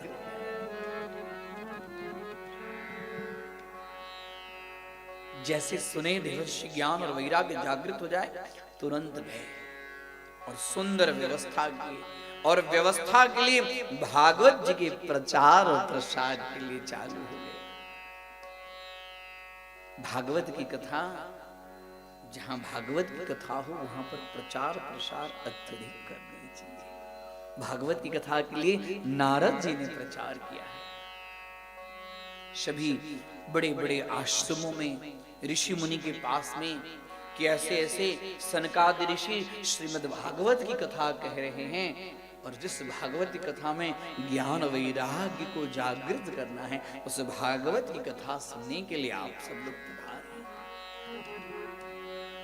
नारद जी सब जगह प्रचार प्रसार, और इधर, और जैसे ही सनक सनंदन उन लोग तो खाली स्मरण किए आए हरिद्वार, और हरिद्वार में आए सुंदर आसन पर बैठे हैं, वैसे ही खाली नाम हुआ श्रीमद् भागवत की कथा के लिए, तो जो काल योग से जर्जरित ज्ञान और वैराग्य थे, वह तुरंत उन लोग के अंदर में चेतना, सचेतना भव, दोनों के अंदर में चेतना आई, और भक्ति माता के साथ में ज्ञान और वैराग्य वहां पर हरिद्वार में आए, और वहां पर सनकादि ऋषि भागवत की कथा शुरू की।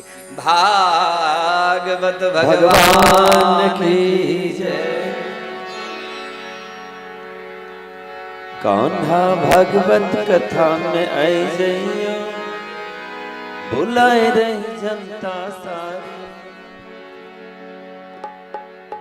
बुलाए रही भक्त सारी, ओ बुलाए रही भक्तों सारी।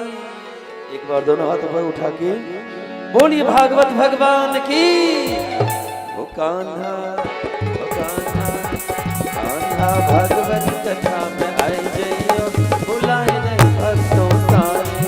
कान्हा भागवत कथा में आई जइयो, बुलाए रही भक्तों सारी, बुलाए रही भक्तों सारी, बुलाए रही भक्तों सारी, बुलाए रहे भक्तों सारी, बुलाए रहे भक्तों सारी। वो कान्हा, वो कान्हा, कान्हा भागवत कथा में आई जइयो, बुलाए रहे भक्तों सारे। कान्हा आसन सुल में आए जइयो, बुलाए रहे भक्तों सारे।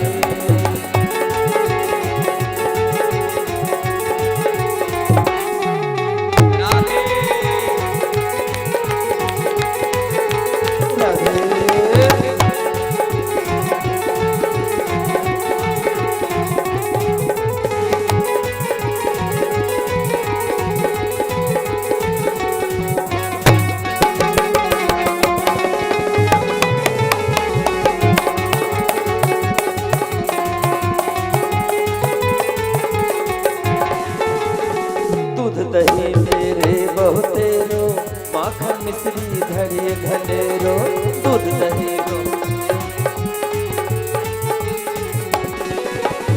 दूध दही मेरे बहुतेरो, माखन मिश्री धरिए घनेरो। दूध दही मेरे बहुतेरो, माखन मिश्री धरिए घनेरो। और जरा आके भोग लगई जइयो, बुलाए रहे जनता सारे। जरा आके भोग लगई जइयो, बुलाए रहे जनता सारे। बुलाए रहे भक्तों सारे, बुलाए रहे भक्तों सारे। बुलाए रहे भक्तों सारे, बुलाए रहे भक्तों सारे। ओ कान्हा, ओ कान्हा, ओ कान्हा आसन सुल में आए जइयो, बुलाए रहे भक्तों सारे। कान्हा आसन सुल में आए जइयो, बुलाए रहे भक्तों सारे। बोलिए भागवत भगवान की।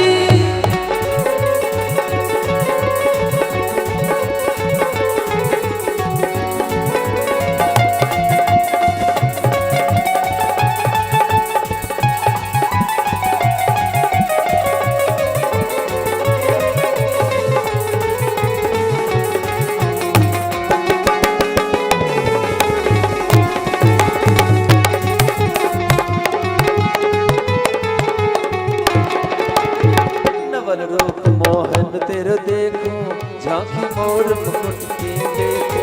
नवल रूप मोहन तेरे देखो, झांकी मोर मुकुट की देखो। नवल रूप मोहन तेरे देखो, झांकी मोर मुकुट की देखो। और जरा दर्शन, जरा दर्शन, जरा दर्शन आँख भरे जइयो, बुलाए रहे भक्तों सारे। जरा दर्शन आँख भरे जइयो, बुलाए रहे भक्तों सारे। बुलाए रहे भक्तों सारे, बुलाए रहे भक्तों सारे। बुलाए रहे भक्तों सारे, बुलाए रहे भक्तों सारे। ओ कान्हा, ओ कान्हा, ओ कान्हा आसन सुल में आए जइयो, बुलाए रहे भक्तों सारे। कान्हा आसन सुल में आए जइयो, बुलाए रहे भक्तों सारे।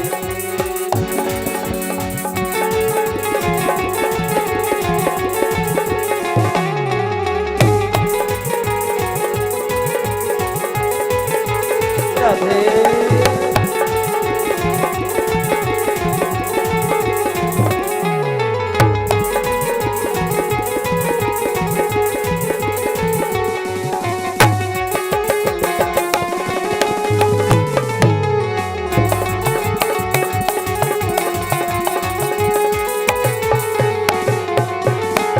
जमुना जी के जल है मीठे, मोहन रूप सुहावन जी के।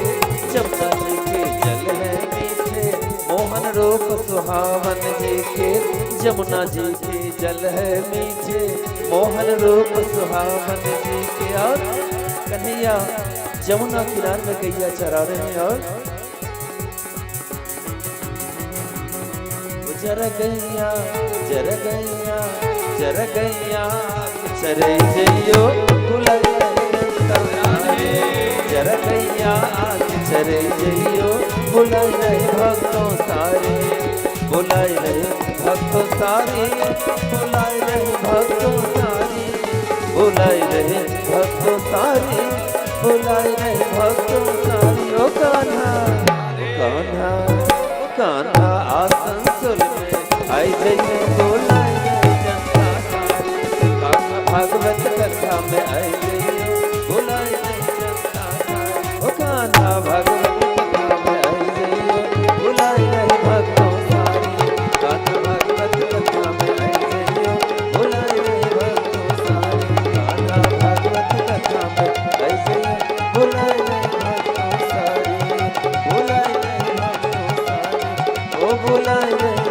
तो सारी।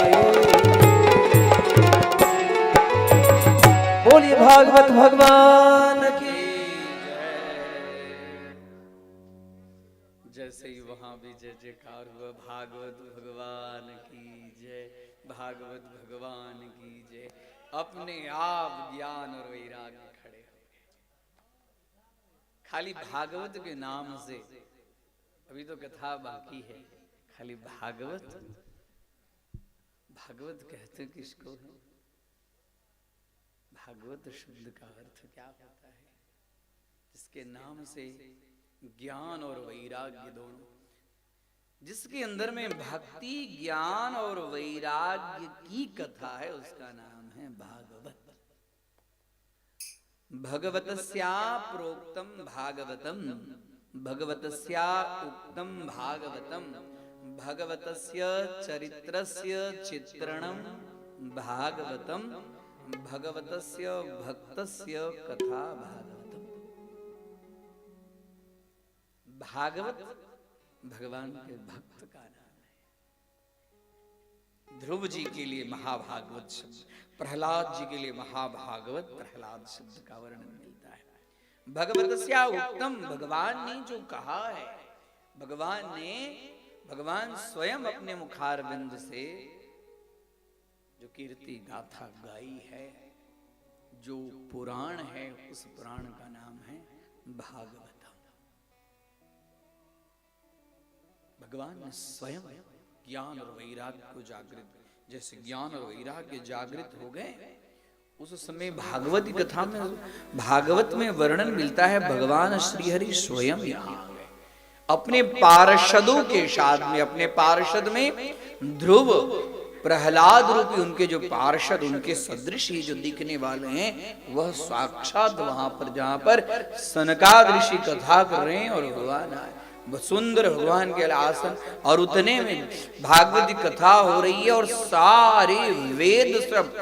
सारे वेद सब एक शरीर धारण करके वेद मूर्ति बनकर वहां पर नृत्य कर रहे हैं। और प्रहलाद तालधारी, हाँ, उद्धव कांसधारी, इंद्रो वादिन मृदंगः, देवराज इंद्र मृदंग बजा रहा है, प्रहलाद तालधारी ताल बजा रहा है, उद्धव कांस बजा रहे हैं। सब लोग वहां पर नृत्य करने लगे, और नृत्य करने लगे, सबको देखते देखते भक्ति, ज्ञान, वैराग्य एकदम नृत्य कर रहे हैं। और वहां पर जयकार शब्द, भागवत भगवान की जय, जयकार शब्द, नमः जय शब्द, नमः शब्द, शंख शब्दस्तथैव च, शंख की ध्वनि हो गई, जयकारा होने लगा भगवान का नमः, और स्वर्ग से सब लोग पुष्प की वर्षा करने लगे, जहां भागवत की कथा हो रही है, और भगवान एक हाथ जोड़कर भक्ति खड़ी हुई। हमारे ज्ञान और वैराग्य दोनों जागृत हो गए। हे भगवान, आपका आगमन हुआ, भगवान के एक भक्ति, जाओ तुम मेरे भक्तों का पोषण करने वाली बनो। आज जो मेरे भक्त हैं उनका पोषण करने की जवाबदारी आज से तुम्हारी। और तब से वह भक्ति माता भगवान के भक्तों का पोषण करती है। भक्ति से भक्त का पोषण होता है, उसको पुष्टि और तुष्टि मिलती है भक्त को। और भगवान वहीं पर अंतर्धान हो गए। उस दिन से नारद जी ने यह प्रतिज्ञा लिया कि भागवत की कथा से ज्ञान और वैराग्य जागृत हो गए। भगवान ने भक्ति को भक्ति के संपोषण के लिए निश्चित कर दिया। उसके बाद में गेहे गेहे जने जने तस्मिन् त्वां स्थापयिष्यामि। आज से मैं प्रतिज्ञा करता हूं, इस भागवत की कथा को प्रत्येक घर में, गेहे गेहे मतलब घर घर में, और जने जने प्रत्येक व्यक्ति में भागवत की कथा को, हाँ, संपूर्ण सृष्टि के अंदर में मैं प्रसारित करूंगा, लोगों को सुनाने का काम करूंगा। और वही नारद जी के इसी प्रतिज्ञा के फलस्वरूप में यत्र तत्र सर्वत्र सब जगह देखिए भागवत की कथा हो रही है। जहां देखिए वहां गली गली में हो रही है, घर घर में हो रहे भागवत कथा। गेहे गेहे जने जने, घर घर में। और प्रत्येक व्यक्ति भागवत से जुड़ा है। भागवत अर्थात भगवान से जुड़ा है, भगवान की कथा से जुड़ा है। इस तरह से सुत जी ने शौनक ऋषि को भगवान की भक्ति को बढ़ाने वाला भक्ति माता की कथा, जिससे भक्त का संपोषण हो, संवर्धन हो। अब एक दूसरी कथा सुनाते हैं कि आत्मदेवः पुरे तस्मिन् सर्ववेद विशारदः स्रोतस्मारति निष्णातो द्वितीय इव भास्करः। तुंगभद्रा नदी के तट पर, तुंगभद्रा नदी, उस नदी का नाम है तुंगभद्रा। भद्रा शब्द का अर्थ होता है कल्याण करने वाले। हाँ? भद्र शब्द का अर्थ होता है शम शिवम भद्रम कल्याणम मंगलम शुभम। भद्र का अर्थ होता है कल्याण, और तुंग शब्द का अर्थ होता है अतिशय। हाँ? कैसी नदी है? जो सभी जीव का जहां कल्याण होता है, अतिशय कल्याण, वहां पर एक आत्मदेव नाम के ब्राह्मण। हाँ? और स्रोत स्मारती सुनिष्णातः, स्रोत और स्मारत मतलब वेद में, और स्मृति शास्त्र मतलब धर्म शास्त्र में निष्णात थे। और कैसे थे?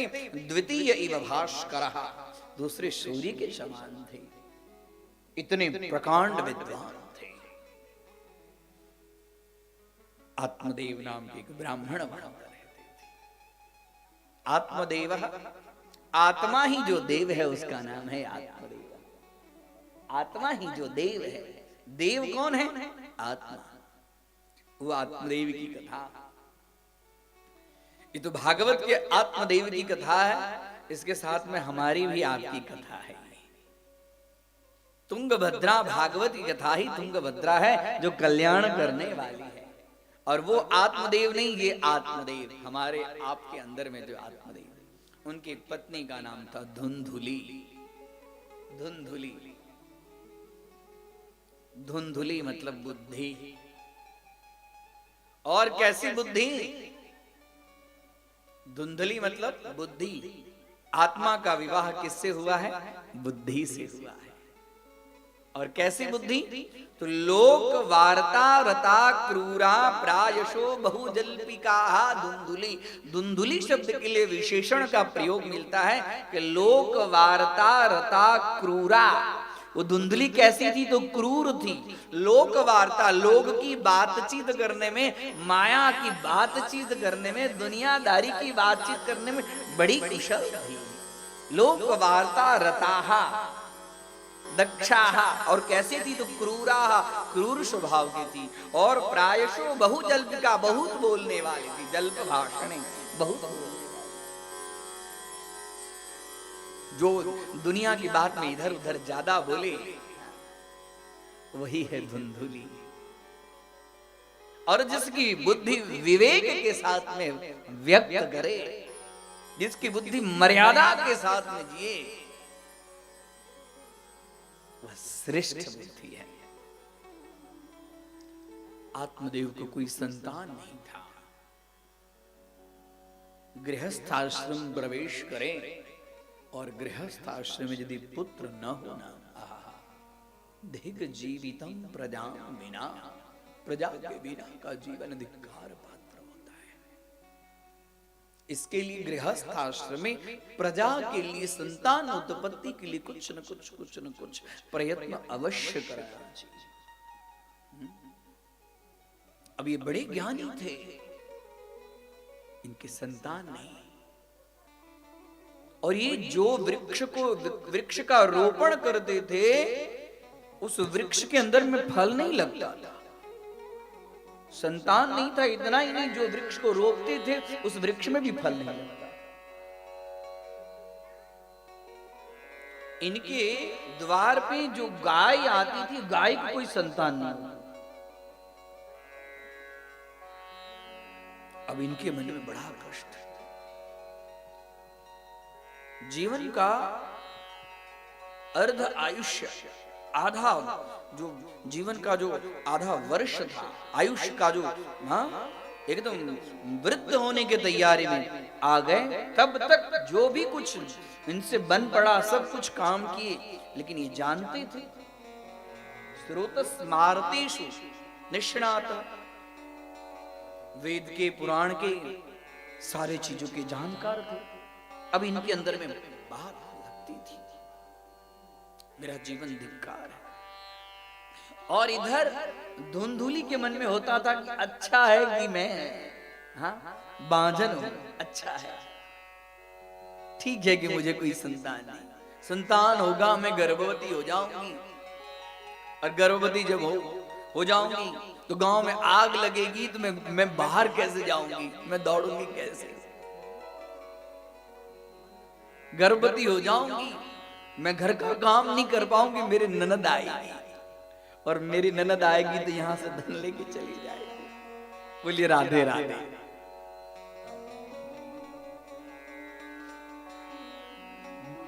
डाकू आएंगे, मैं भाग नहीं पाऊंगी, ये सब मुझे पीड़ा होगी। कलह प्रिया, दुनिया की बातचीत करने मस्त। अब इधर आत्मदेव के मन में था कि किसी तरह कोई भी कुछ भी हो, कोई भी ऐसा कुछ मैं प्रयत्न करूं जिससे संतान, और ये संतान से बिल्कुल विमुक्त थी, इच्छा ही नहीं। अब हुआ कि इस जीवन से तुम मरना श्रेयस्कर है, और चले जंगल में गए।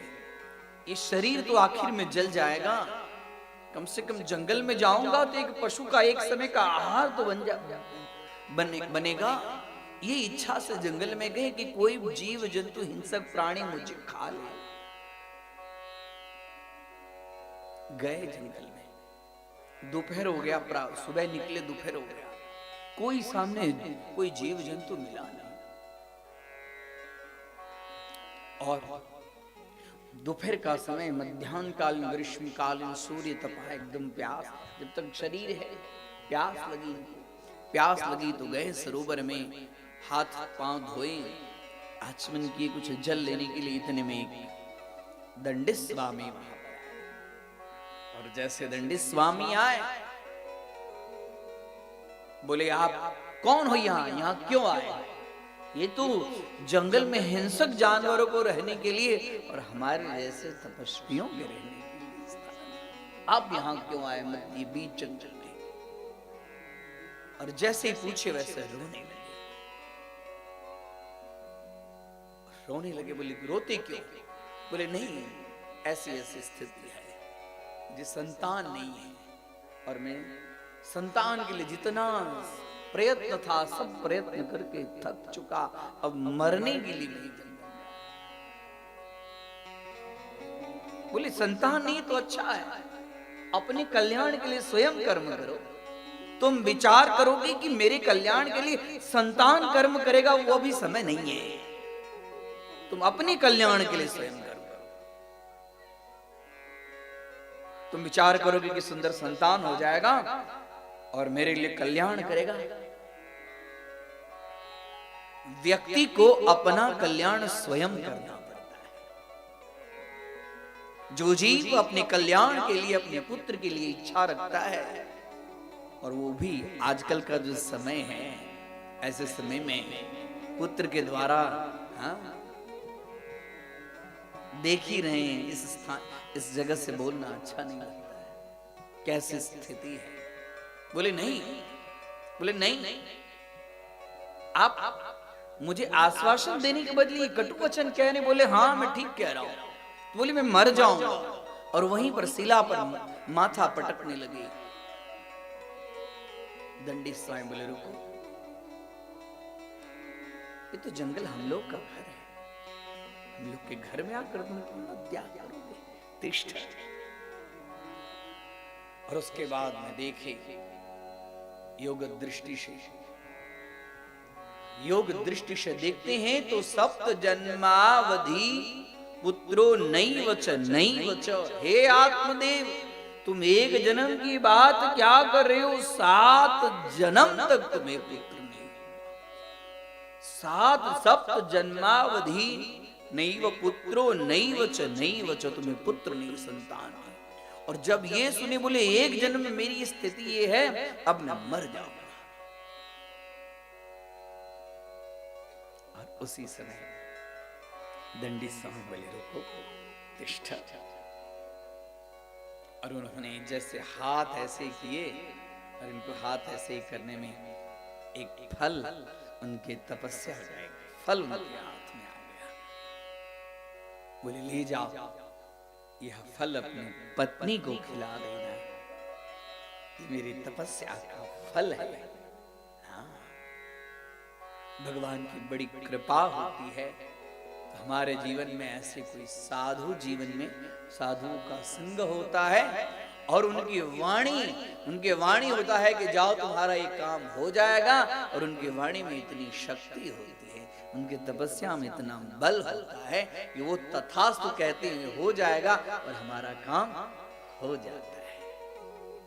दंडी स्वामी बोले जाओ, ये फल लेके जाओ और अपनी पत्नी को खिला देना, तुम्हारी पत्नी सगर्भा हो जाएगी। आहा, आत्मदेव को तो आनंद का पार नहीं। आहा, ऋषि का फल है, इस फल से पुत्र की प्राप्ति होगी। धुंधली ये लो एक ऋषि मुझे फल दिए, इस फल से हमें हमारे घर में किलकारियां बजेगी, में पुत्र होगा, हमारे वंश की वृद्धि होगी, हमारा जीवन सफल होगा। जैसे धुंधुली ने फल देखा, बोले फिर से ये कुछ न कुछ करके ले आए। उस फल को साइड में रख दिया। कहीं से कुछ न कुछ तो लाते थे कि इससे हो जाएगा, इससे हो जाएगा, इससे हो जाएगा। धुंधुली परेशान थी, इसके मन में व्यथा, फल को रख दिया, बड़ी दुखी थी।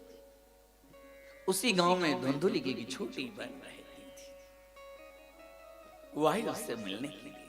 बोली अरे बहन क्या तुम्हारे जीजाजी भी कुछ न कुछ नया पुराना करते ही रहते, देखो आज एक फिर से ऋषि का एक फल लेके आया, अब मैं फल खाऊंगी। बोले ये बड़े तपस्वी, उन्होंने हाथ ऐसे किए, फल आ गया, ये फल भक्षण मैं करूंगा, गर्भवती हो जाऊंगी, फिर से मुझे ये सब नहीं करना।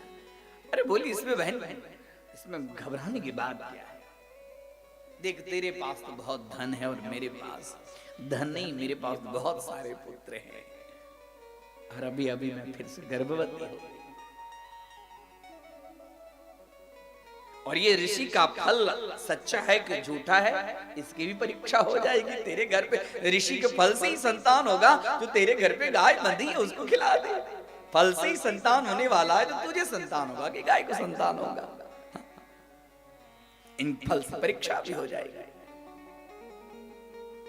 और रही बात संतान की, तो मैं गर्भवती हुई हूं, समय आते ही मैं तुझे जो निकलेगा जो होगा दे देंगे, और इसके बदले में चुपके से जीजा जी से मुझे थोड़ा धन दिला। हाँ उसकी चिंता मत कर। लोक वार्ता रता क्रूरा, क्रूर शब्द धुंधुली क्रूर है, उसको ये सब बातें करने में बड़ा मजा आता है। जैसे बहन गई, तुरंत उसने फल गाय को खिलाया और धीरे धीरे गर्भवती होने का दंभ जो है वो रचना शुरू कर दिया।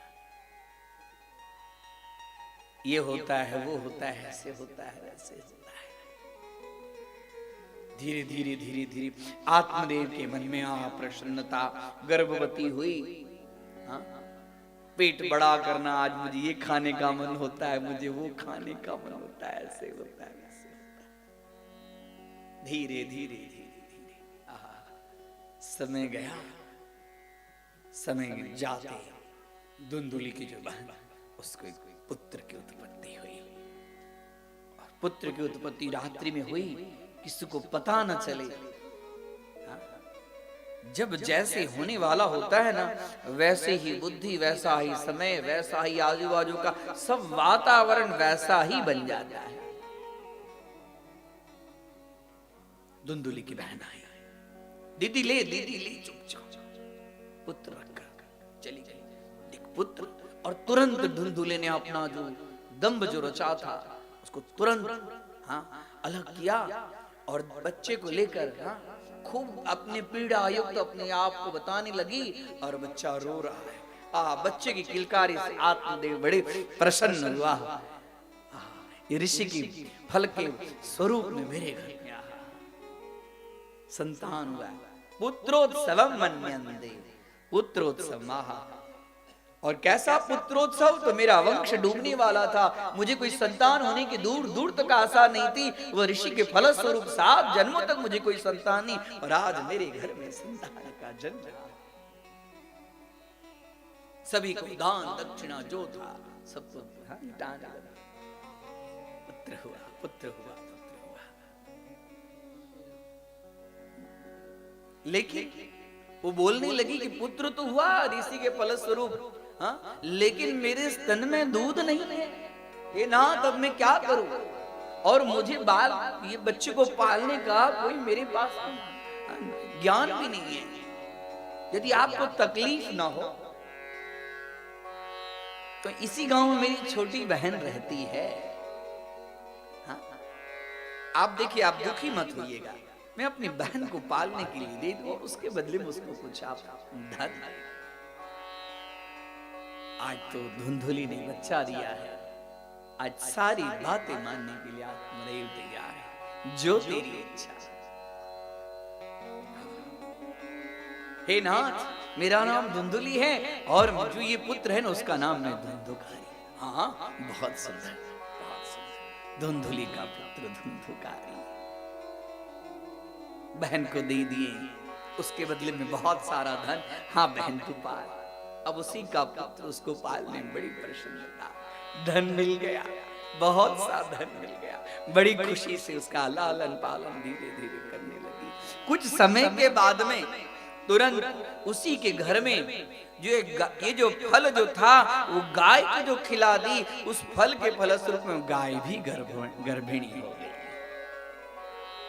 और कुछ समय के बाद में गाय के अंदर में से, हाँ, गाय को भी पुत्र हुआ, और कैसा मनुष्य जैसा पुत्र गाय को।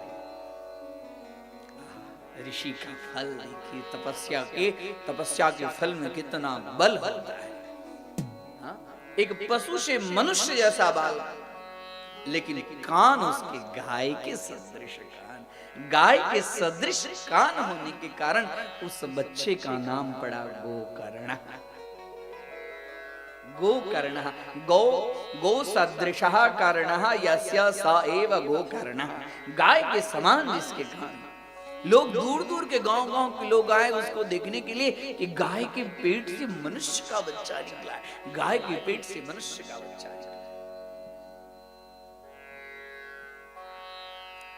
अब इनको भी आश्चर्य हुआ आत्मदेव को, खुदा देता है तो,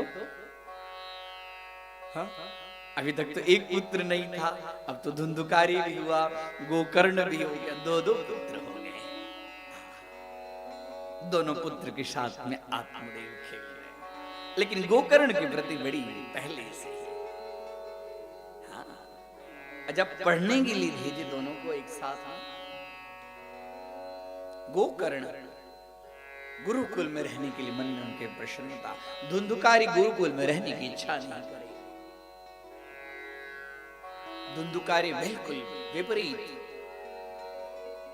गोकर्णस्तु महाज्ञानी धुंधुकारी महाखलः मूढ़ः मूर्खः।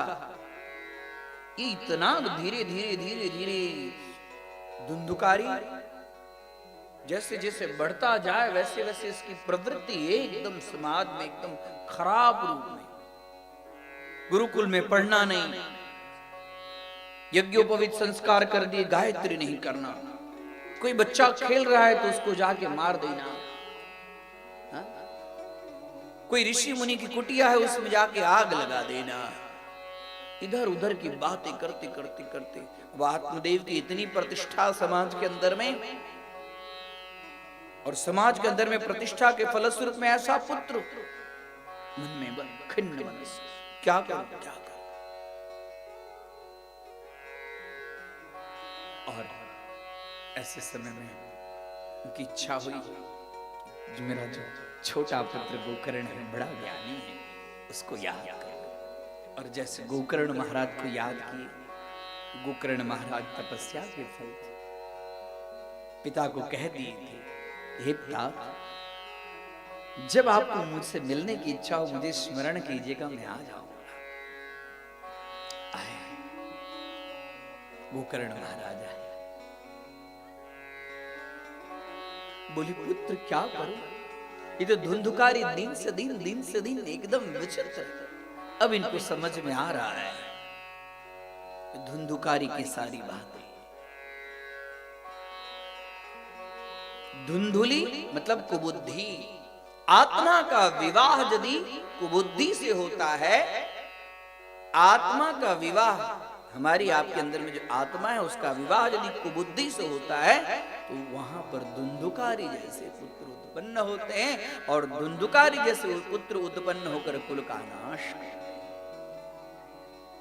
इसके लिए आत्मा का विवाह हमेशा सद्बुद्धि।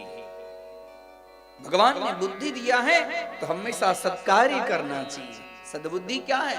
जिस बुद्धि से अच्छा कार्य हो, परोपकार का कार्य हो, दीन दुखियों का कार्य हो, समाज के लिए कुछ हम अच्छा करें, अपने वंश के लिए कुछ अच्छा करें, अपने परिवार के लिए कुछ हम अच्छा करें, वो जो बुद्धि है उस बुद्धि का नाम है सद्बुद्धि। और उस सद्बुद्धि से जो उसका फल निकलता है उससे समाज का कल्याण होता है। गोकर्ण महाराज आए, गोकर्ण महाराज आए, ये क्या कर रहे हैं? बोले मैं जान रहा हूं मैं अपने बड़े भैया को। देखिए गृहस्थ आश्रम में जितना समय आपको रहना था आप रह चुके, आप छोड़िए ये। आपने गृहस्थ आश्रम के लिए सब कुछ कर दिया, ये देह आपका नहीं है। देहे स्थिमान सरुधिरे भीमतिं त्यजत्वम् जाया सुतादिषु सदा ममतां विमुञ्च। देहे स्थिमान सरुधिरे भीमतिं त्यजत्वम्, छोड़ सब छोड़िए। जाया सुतादिषु सदा ममतां विमुञ्च। पश्यन् निशम जगदिदम क्षणभंगुनिष्ठम। हे पिताजी यह जगत क्षणभंगुर जगत है, कभी क्या होगा ये कहना बड़ा मुश्किल है। पश्यन् निशम जगदिदम क्षणभंगुनिष्ठम वैराग्य राग रसिको भव भक्त निष्ठा। आप वैराग्य की शरण में जाइए, छोड़ दीजिए सब कुछ और जंगल में जाकर और भागवत के दशम स्कंध का पाठ कीजिए।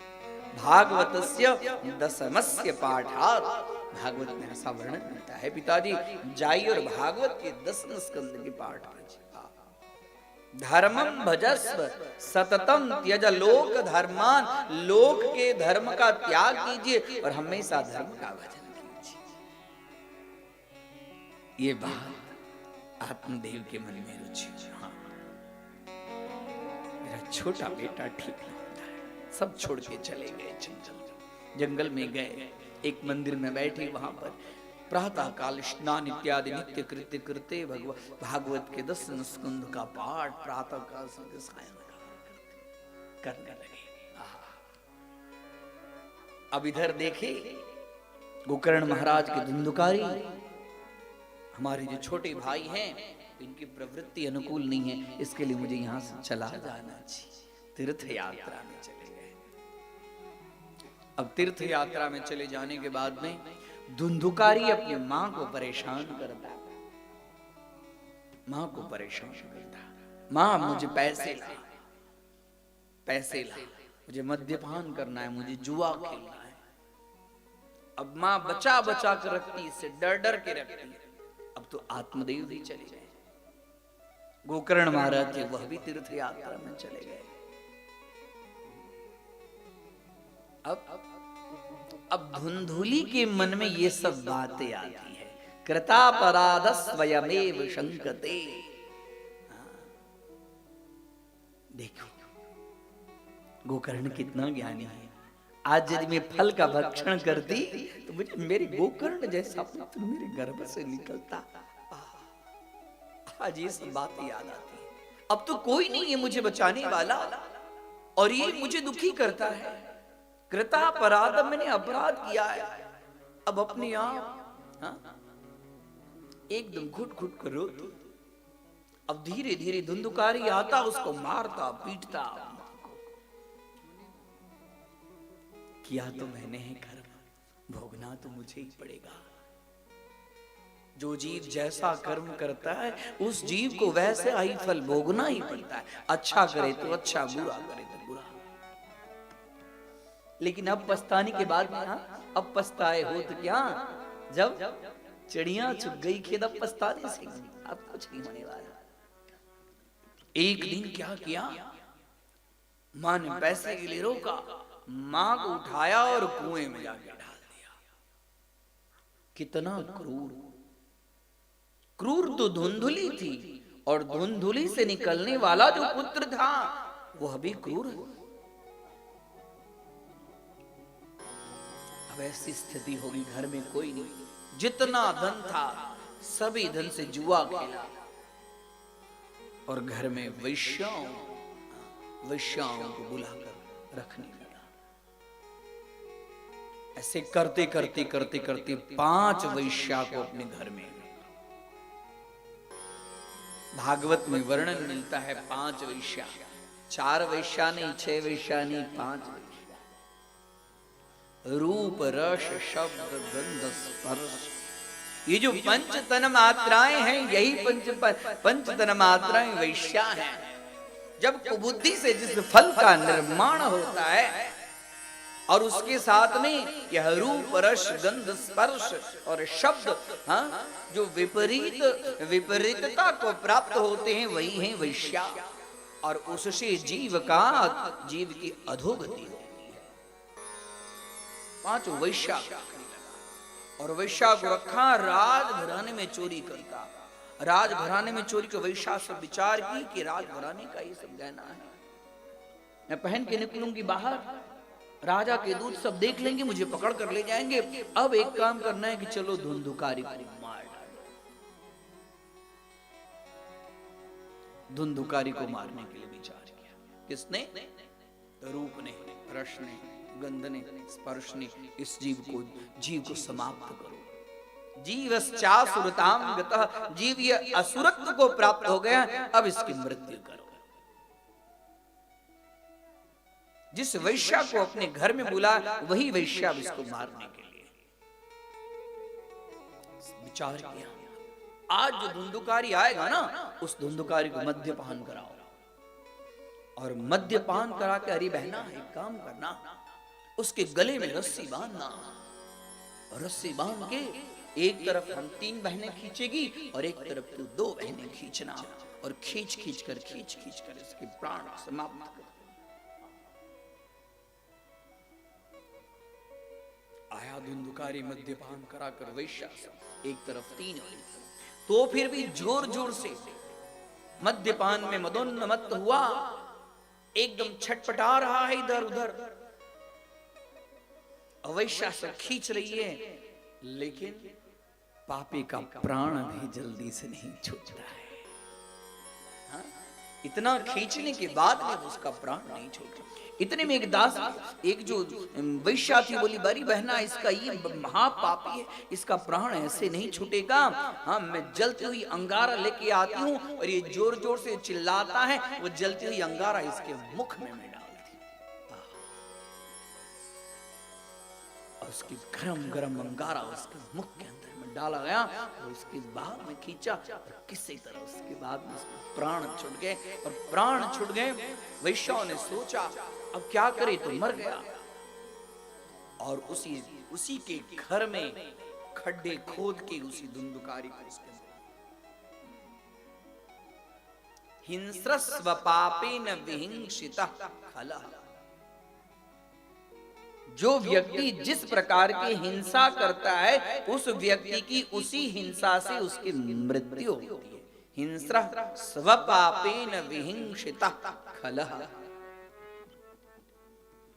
वैश्या ने उसी के अंदर में उसको दफना दिया। चलिए, अब ये धुंधुकारी प्रेत बना। प्रेत बनने के बाद लोगों को डराने लगा। अब धुंधुकारी के घर के आगे वाला मार्ग बंद हो गया। कभी कौन सा रूप धारण करे, कभी कौन सा रूप धारण करे। लोग ने उस घर को छोड़ दिया।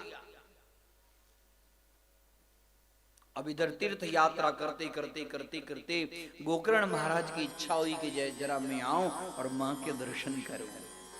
आए अपने घर, जैसे घर आए लोगों ने बोला नहीं नहीं नहीं नहीं गोकर्ण महाराज आप तो बड़े ज्ञानी हैं, आपका जो ज्येष्ठ भाई था बड़ा क्रूर था, मर गया, पिशाच बन गया है, प्रेत बन गया है। बोले प्रेत बन गया है तो मेरा घर। और जैसे गोकर्ण महाराज गए वैसे एकदम भयंकर शब्द हुआ, और जैसे शब्द हुआ वैसे गोकर्ण महाराज गायत्री के उपासक थे, नाक से बोलने लगा, अरे मेरे अनुज, मेरी गति के लिए, मेरी मुक्ति के लिए कुछ कर, मैं तुम्हारा ज्येष्ठ भ्राता दुंदुकारी प्रेतत्व को प्राप्त हो बाद में गया जी गए, गोकर्ण महाराज गया में श्राद्ध किए, अनेक प्रकार के श्राद्ध किए। श्राद्ध करने के बाद में आए, लगा प्रेत बन गया है ना, तो गया में श्राद्ध करने से प्रेतत्व की मुक्ति होती है। ऐसे जो जीव अकाल में मृत्यु को प्राप्त करते हैं, उस अकाल में प्रेतत्व को प्राप्त जीव, जिस जीव की गति नहीं होती है, उस जीव की गति के लिए गया श्राद्ध करना। गोकर्ण महाराज गया में श्राद्ध करके आए स्वयं, लेकिन तो फिर भी धुंधुकारी को मुक्ति नहीं। गोकर्ण महाराज को आश्चर्य लगा कि गया में श्राद्ध करने से प्रेत की मुक्ति होती है, लेकिन मेरे भाई की मुक्ति क्यों नहीं होती? तो प्रेत बोला कि गया श्राद्ध शते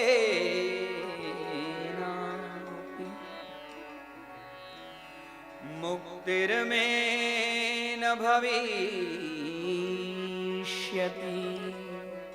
उपायम् अपरं किंचित् विचारय सांप्रतम्। गोकर्ण, मैं तो इतना बड़ा पापी हूं कि तू 100 बार भी गया में मेरा श्राद्ध करेगा तो फिर भी मेरी मुक्ति नहीं होगी। गया श्राद्ध सतई शब्द का अर्थ होता है सैकड़ों, सैकड़ों बार तू मेरे श्राद्ध करेगा तो फिर भी मेरी मुक्ति नहीं। मैं इतना बड़ा क्रूर हूं, पापी हूं। मुक्तिर मैं न भविष्यति, मैं ममा मुक्तिर न भविष्यति, मेरी मुक्ति नहीं होगी। तुम और कुछ उपाय मेरे लिए, उपायम अपरम किंचित, कोई और कोई श्रेष्ठ उपाय हो मेरे लिए, इसका विचार कर। श्रेष्ठ उपाय, उपायम अपरम किंचित विचार्य सांप्रतम, कुछ विचार करो भाई। अब इसके बाद में गोकर्ण महाराज को दिमाग में, अब क्या करो, कहां जाओ? ऋषियों के पास में, मुनियों के पास में, तो सब बोले कि महालय चट श्राद्ध करें। गया में बोले सब कुछ करके थक चुका हूं। एक ऋषि बोले आप तो स्वयं ऋषि के फल हैं, जब कहीं भी कोई दिमाग न लगे तो उस समय सूर्य नारायण संपूर्ण वेद के ज्ञाता हैं, संपूर्ण वेद स्वरूप है। आप सूर्य नारायण से पूछिए।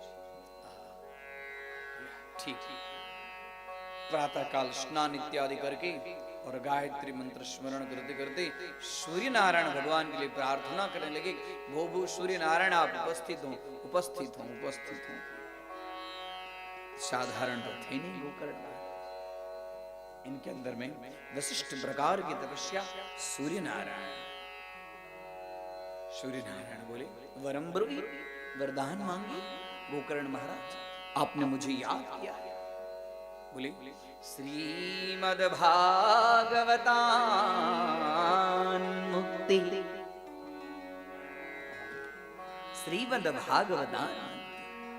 हे गोकर्ण महाराज, गया श्राद्ध इत्यादि से भी यदि आपके भ्राता की मुक्ति नहीं है तो श्रीमद् भागवत से श्रेष्ठ और कोई मुक्ति मुक्ति प्रदान करने वाला कोई शास्त्र है नहीं, क्योंकि श्रीमद् भागवत जो है वो मुक्तिदानेन गर्जति, मुक्तिदान के लिए बार बार गर्जना कर रहा है। जिस जीव को मुक्ति की इच्छा हो वो भागवत के शरण में जाए, भागवत के शरण में जाने से उस जीव की मुक्ति हो जाए।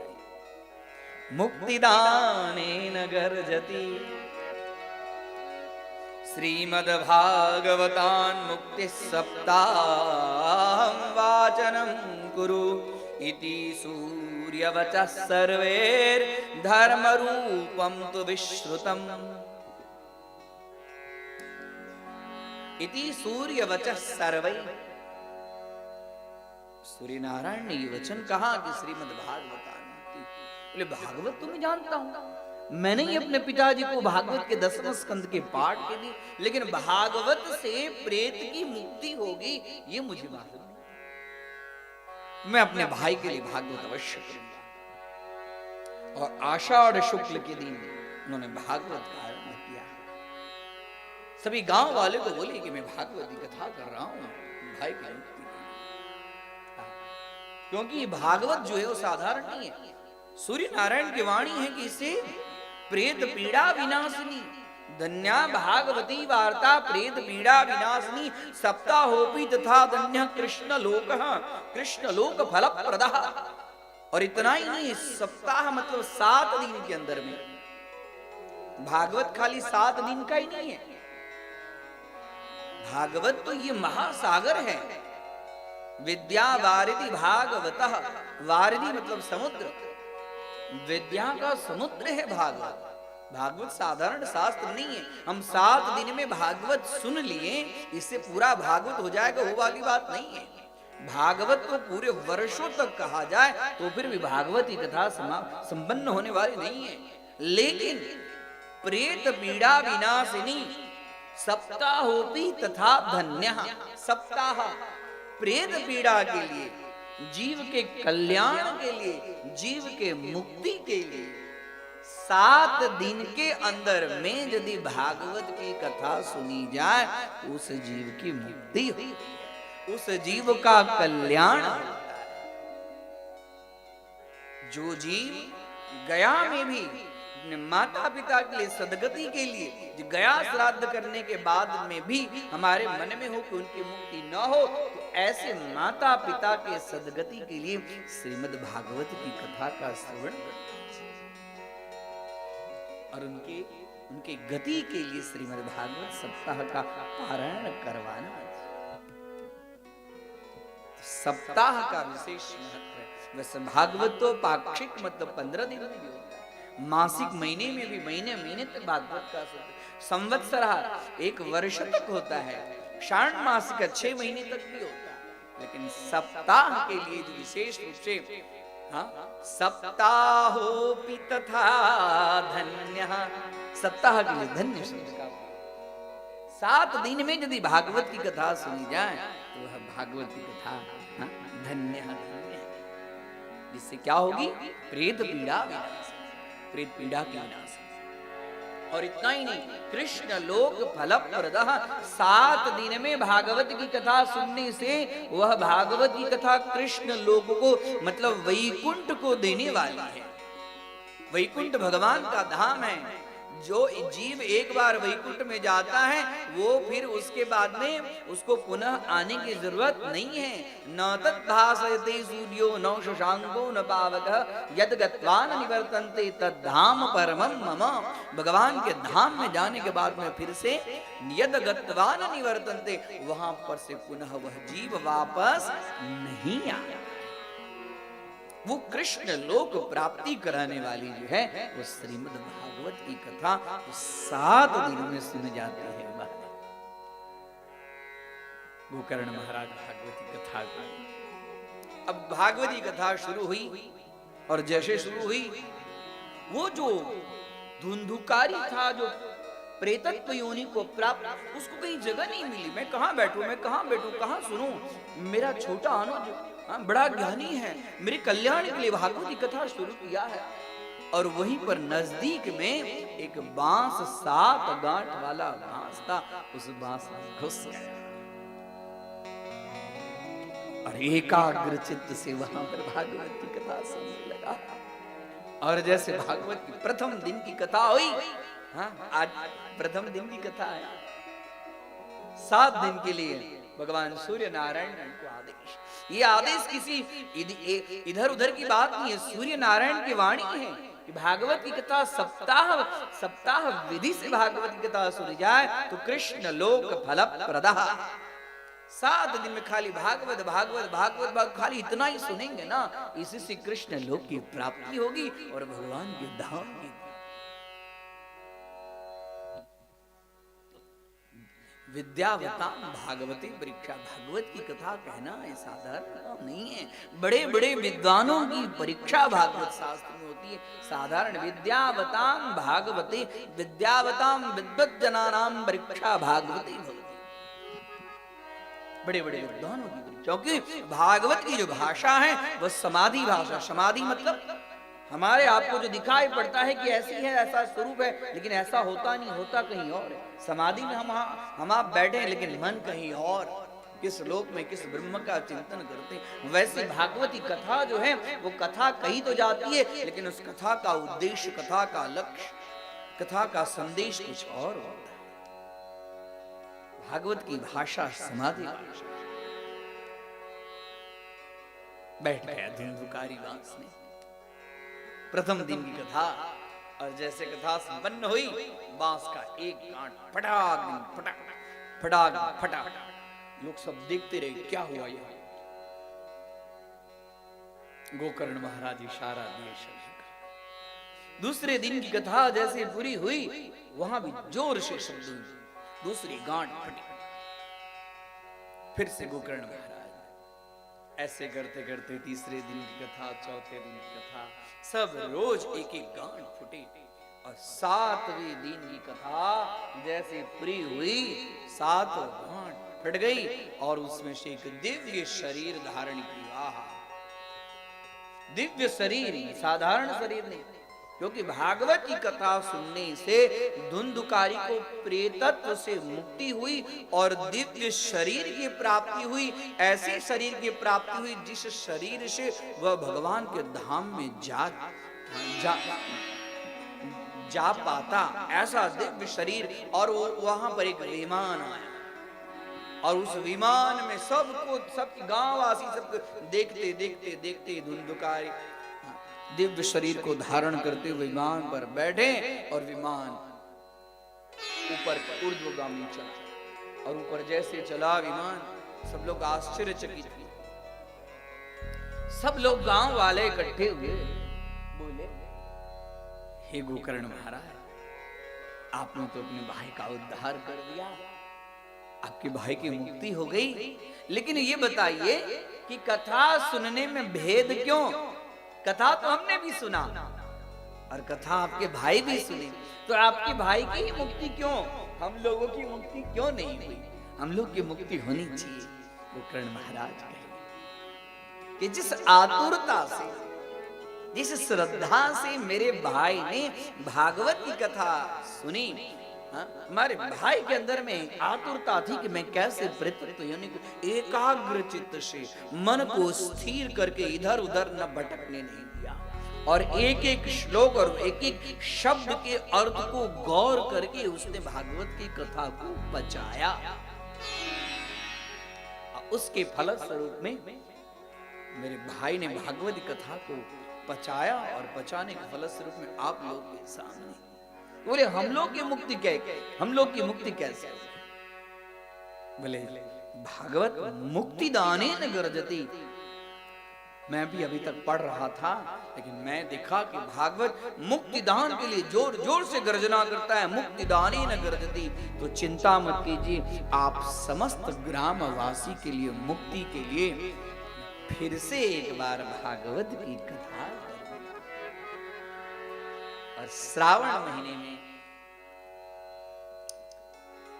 गोकर्ण महाराज ने समस्त ग्रामवासियों के कल्याण के लिए भागवत की कथा, पूरे ग्रामवासी, इस बार तो पूरा पंडाल भरा था, इस बार समस्त ग्रामवासी के कल्याण के लिए कथा हो रही है। एक बार तो सबने रिजल्ट देख लिया, अभी दूसरी बार रिजल्ट की बारी थी। सब लोग भारी मात्रा में आए और जैसे 7 दिन पूरा हुआ, भागवत कथा संपन्न हुई, तो संपन्न होते 2 विमान आया, एक विशाल विमान और एक दिव्य छोटा सा, 2 विमान आया। गोकर्ण महाराज बोले, अरे ग्रामवासी, आपके कल्याण के लिए मैंने भागवत की कथा की, आपका सामूहिक कल्याण है। देखिए आपके समस्त ग्रामवासी के लिए विमान आया है, बैठे इसके अंदर में और आप लोगों की मुक्ति हो जाए। समस्त ग्रामवासी, जैसे ग्रामवासी देखे विमान आया, सब ग्रामवासी आपस में बात करने लगे, अरे मेरे बेटे का विवाह बाकी है, मेरी बेटी का विवाह बाकी है, इसका मुंडन बाकी है, इसका यज्ञोपवीत संस्कार बाकी है, अभी तक मेरा घर गृहस्थी बराबर नहीं सेट हुआ है। सब करते करते करते करते जो कुछ बुजुर्ग थे, वृद्ध थे, जिन्होंने वास्तव में भागवत की कथा का बचाया था। भागवत की कथा सुनना और भागवत की कथा को बचाना बड़ा दुर्लभ है। सुनते तो सब हैं, लेकिन सब उसको ग्रहण नहीं कर पाते। हाँ? भागवत में 3 प्रकार के श्रोताओं का वर्णन मिलता है। 3 प्रकार के श्रोता हैं। एक प्रकार के श्रोता हैं जो कथा में आते हैं, और कथा में आते आते आते कथा में होता क्या है कि वक्ता कथा करते हैं और श्रोता कथा सुनते हैं। घर में बहू से बराबर लंका कांड हुआ, यहाँ कथा में आनंद आया, एकाग्र चित्त से खंभे के पीछे अड़ गए और धीरे धीरे धीरे धीरे कथा सुनते सुनते सुनते सुनते या देवी सर्वभूतेषु निद्रा रूपेण संस्थिता, निद्रा महारानी का आगमन हो गया और कथा सुनते सुनते नींद आई। तो एक प्रकार के श्रोता है जिनका नाम है सोता, और दूसरे प्रकार के श्रोता है जिनका नाम है सरोता। सरोता मतलब सरोता का काम क्या होता है? काटना, काटने का काम। हाँ? व्यास जी बराबर कथा नहीं कर रहे हैं, व्यास जी का मंडप बराबर नहीं है, साउंड सिस्टम बराबर नहीं है, लोग इधर उधर बैठे नहीं। हाँ? सब काटने का काम। कथा में आए तो कथा सुनने के लिए, लेकिन उनका मन कथा में नहीं है, उनका मन है काटने का काम करती है। और तीसरे प्रकार इसका लक्षण होता है श्रोता। श्रु श्रवणे, वो कथा में आए हैं, भगवान की कथा सुनने के लिए आए हैं। मनस एकम वचस एकम कर्मण्येकम आत्मना, मन से वाणी से कर्म से एकाग्र चित्त से कथा सुन रहे हैं, और कथा सुनते सुनते सुनते कथा के ज्ञान को अंतःकरण में, और उसके बाद में घर जाकर उस कथा को, आज व्यास जी ने क्या कथा की, उसको बाहर निकाल कर धीरे धीरे अपने घर में बाल बच्चों को, हाँ, बहू को, बेटी को सुनाते हैं, और उस कथा के सदृश आचरण जो करते हैं उनको कहते हैं श्रोता। तो जो भागवत के जो उत्तम प्रकार के श्रोता थे, जिन्होंने भागवत का मर्मज्ञ समझा, वह सब रथ पर सवार हो गए, विमान पर बैठ गए, गोकर्ण महाराज बैठ गए। इतिहास में ऐसा वर्णन मिलता है कि सामूहिक मुक्ति 2 ही जगह हुई। सामूहिक मतलब एक साथ में मुक्ति की जो कथा आती है, जब भगवान श्री रामचंद्र जी 11,000 वर्ष लीला करके जब अपने परम धाम के लिए विदा हो गए, तो सब ग्रामवासी बोले कि आप तो जा रहे, हमारा क्या होगा, हमारा कल्याण कैसे होगा? तो भगवान कहे कि चलिए आप लोग हमारे साथ में सरयू महारानी में डुबकी लगाइए, जहां हम जाएंगे वहीं आप लोग को ले जाएंगे। वो है रामराज, उस समय हाँ सामूहिक मुक्ति भगवान रामचंद्र जी के द्वारा सामूहिक मुक्ति हुई। और इतिहास में वर्णन मिलता है कि दूसरी सामूहिक मुक्ति गोकर्ण महाराज जी ने जब समस्त ग्राम वासियों के लिए मुक्ति के लिए भागवत की कथा की, तो उस समय गांव समस्त ग्राम वासियों को मुक्ति के लिए एक बृहद विमान, उसमें कुछ लोग बैठे और इधर गोकर्ण महाराज बैठे और दोनों जा रहे हैं। स्वर्ग की अप्सराएं देवांगनाएं आकाश मंडल से पुष्प की वर्षा कर रही है और शाम वेद की मंत्र की ध्वनि करते करते करते करते रथ दोनों को ले जा रहे हैं। इस तरह से श्रीमद् भागवत की कथा का महात्म्य है। बोलिए भागवत भगवान की जय। ये भागवत जो मुक्ति दान के लिए और पुत्र प्राप्ति के लिए आपने कथा सुनी और भक्ति ज्ञान और वैराग्य की वृद्धि के लिए आपने भागवत की कथा सुनी। भागवत की कथा ऐसे सुने और भागवत की कथा संकल्प लेकर सुने, दोनों में फर्क है। भागवत में वर्णन मिलता है, भागवत के महात्म का 6वां अध्याय, इसको कहते हैं सप्ताह यज्ञ विधि। यह भागवत यज्ञ है। यज्ञ का तात्पर्य यह नहीं कि हवन कुंड में अग्नि प्रज्वलित हो और उसी के अंदर में आहुति दी जाए, उसी को यज्ञ नहीं कहते हैं। ये ज्ञान यज्ञ है। हम कभी दीन दुखियों को अन्न का परिवेषण करते हैं, वह अन्न यज्ञ होता है। हम मंदिर में, हम आश्रम में जाकर अपनी सेवा करते हैं, वह श्रम यज्ञ है। हम जप करते हैं, वह जप यज्ञ है। वैसे ही भागवत ज्ञान यज्ञ है। भागवत ज्ञान यज्ञ है। इस ज्ञान यज्ञ के अधिकारी के लिए नियम है। इसकी कथा को सुनने वालों के लिए, जो संकल्प लेकर सुनते हैं, उनके लिए नियम है। इसको सुनना चाहिए। भागवत की कथा हम कैसे सुने? हम आए और बैठ गए और फिर घर पर कथा सुने यहाँ, और कथा सुनने के बाद में अपने कपड़े को झाड़ते हैं, नीचे बैठते हैं, उसके बाद क्या करते हैं? झाड़ते हैं। मतलब कथा का ज्ञान, नदिया के पानी नदी है जो कहते हैं ना, ये कथा का ज्ञान यही पर रह जाए। कपड़ा को झाड़ना नहीं चाहिए। ये यज्ञ भूमि है। यज्ञ भूमि के कण हमारे वस्त्र में लगे तो उससे ज्ञान की प्राप्ति होती है। और घर में जाकर उस ज्ञान की चर्चा। भागवत की कथा सुनने के लिए सर्वप्रथम यदि हम संकल्प लेकर सुनते हैं तो ब्रह्मचर्य व्रत सर्वप्रथम है। ब्रह्मचर्य व्रत का पालन करना चाहिए। ब्रह्मचर्या विदा सुप्तो पत्रावल्याम च भोजनम। हाँ, यह यज्ञ है, साधारण यज्ञ नहीं है। इस यज्ञ से मुक्ति मिले, जिस यज्ञ से पुत्र की प्राप्ति हो, जिस यज्ञ से भगवत भक्ति हो, ज्ञान वैराग्य हो और कृष्ण लोक प्राप्ति करम, भगवान श्री कृष्ण की प्राप्ति हो, कृष्ण लोक की प्राप्ति हो, इसके लिए ब्रह्मचर्य व्रत का पालन करें। और अधः शुक्ति, इसके लिए हम भागवत की कथा सुने और भागवत की कथा सुनने के बाद में गर्मी लगा जाकर हम बराबर एसी में गए और सीधे पलंग पर सो गए। नहीं, अधः शुक्ति, नीचे सोना चाहिए। अधः शब्द का बताना चाहिए। और पत्रावल्याम च भोजन, पत्तल में भोजन करें। अपने प्राचीन अपना संस्कार था कि केले के पत्ते पर भोजन करना शुभ माना जाता था। अभी भी मिथिला के अंदर में ब्राह्मण भोजन केले के पत्ते पर ही होता है, वही श्रेष्ठ श्रेयस्कर है। पत्रावल्याम च भोजनम, पत्रावली में भोजन करें। और इतना ही नहीं, ऐसे समय में दाल का ग्रहण नहीं करना, मधु का ग्रहण नहीं करना।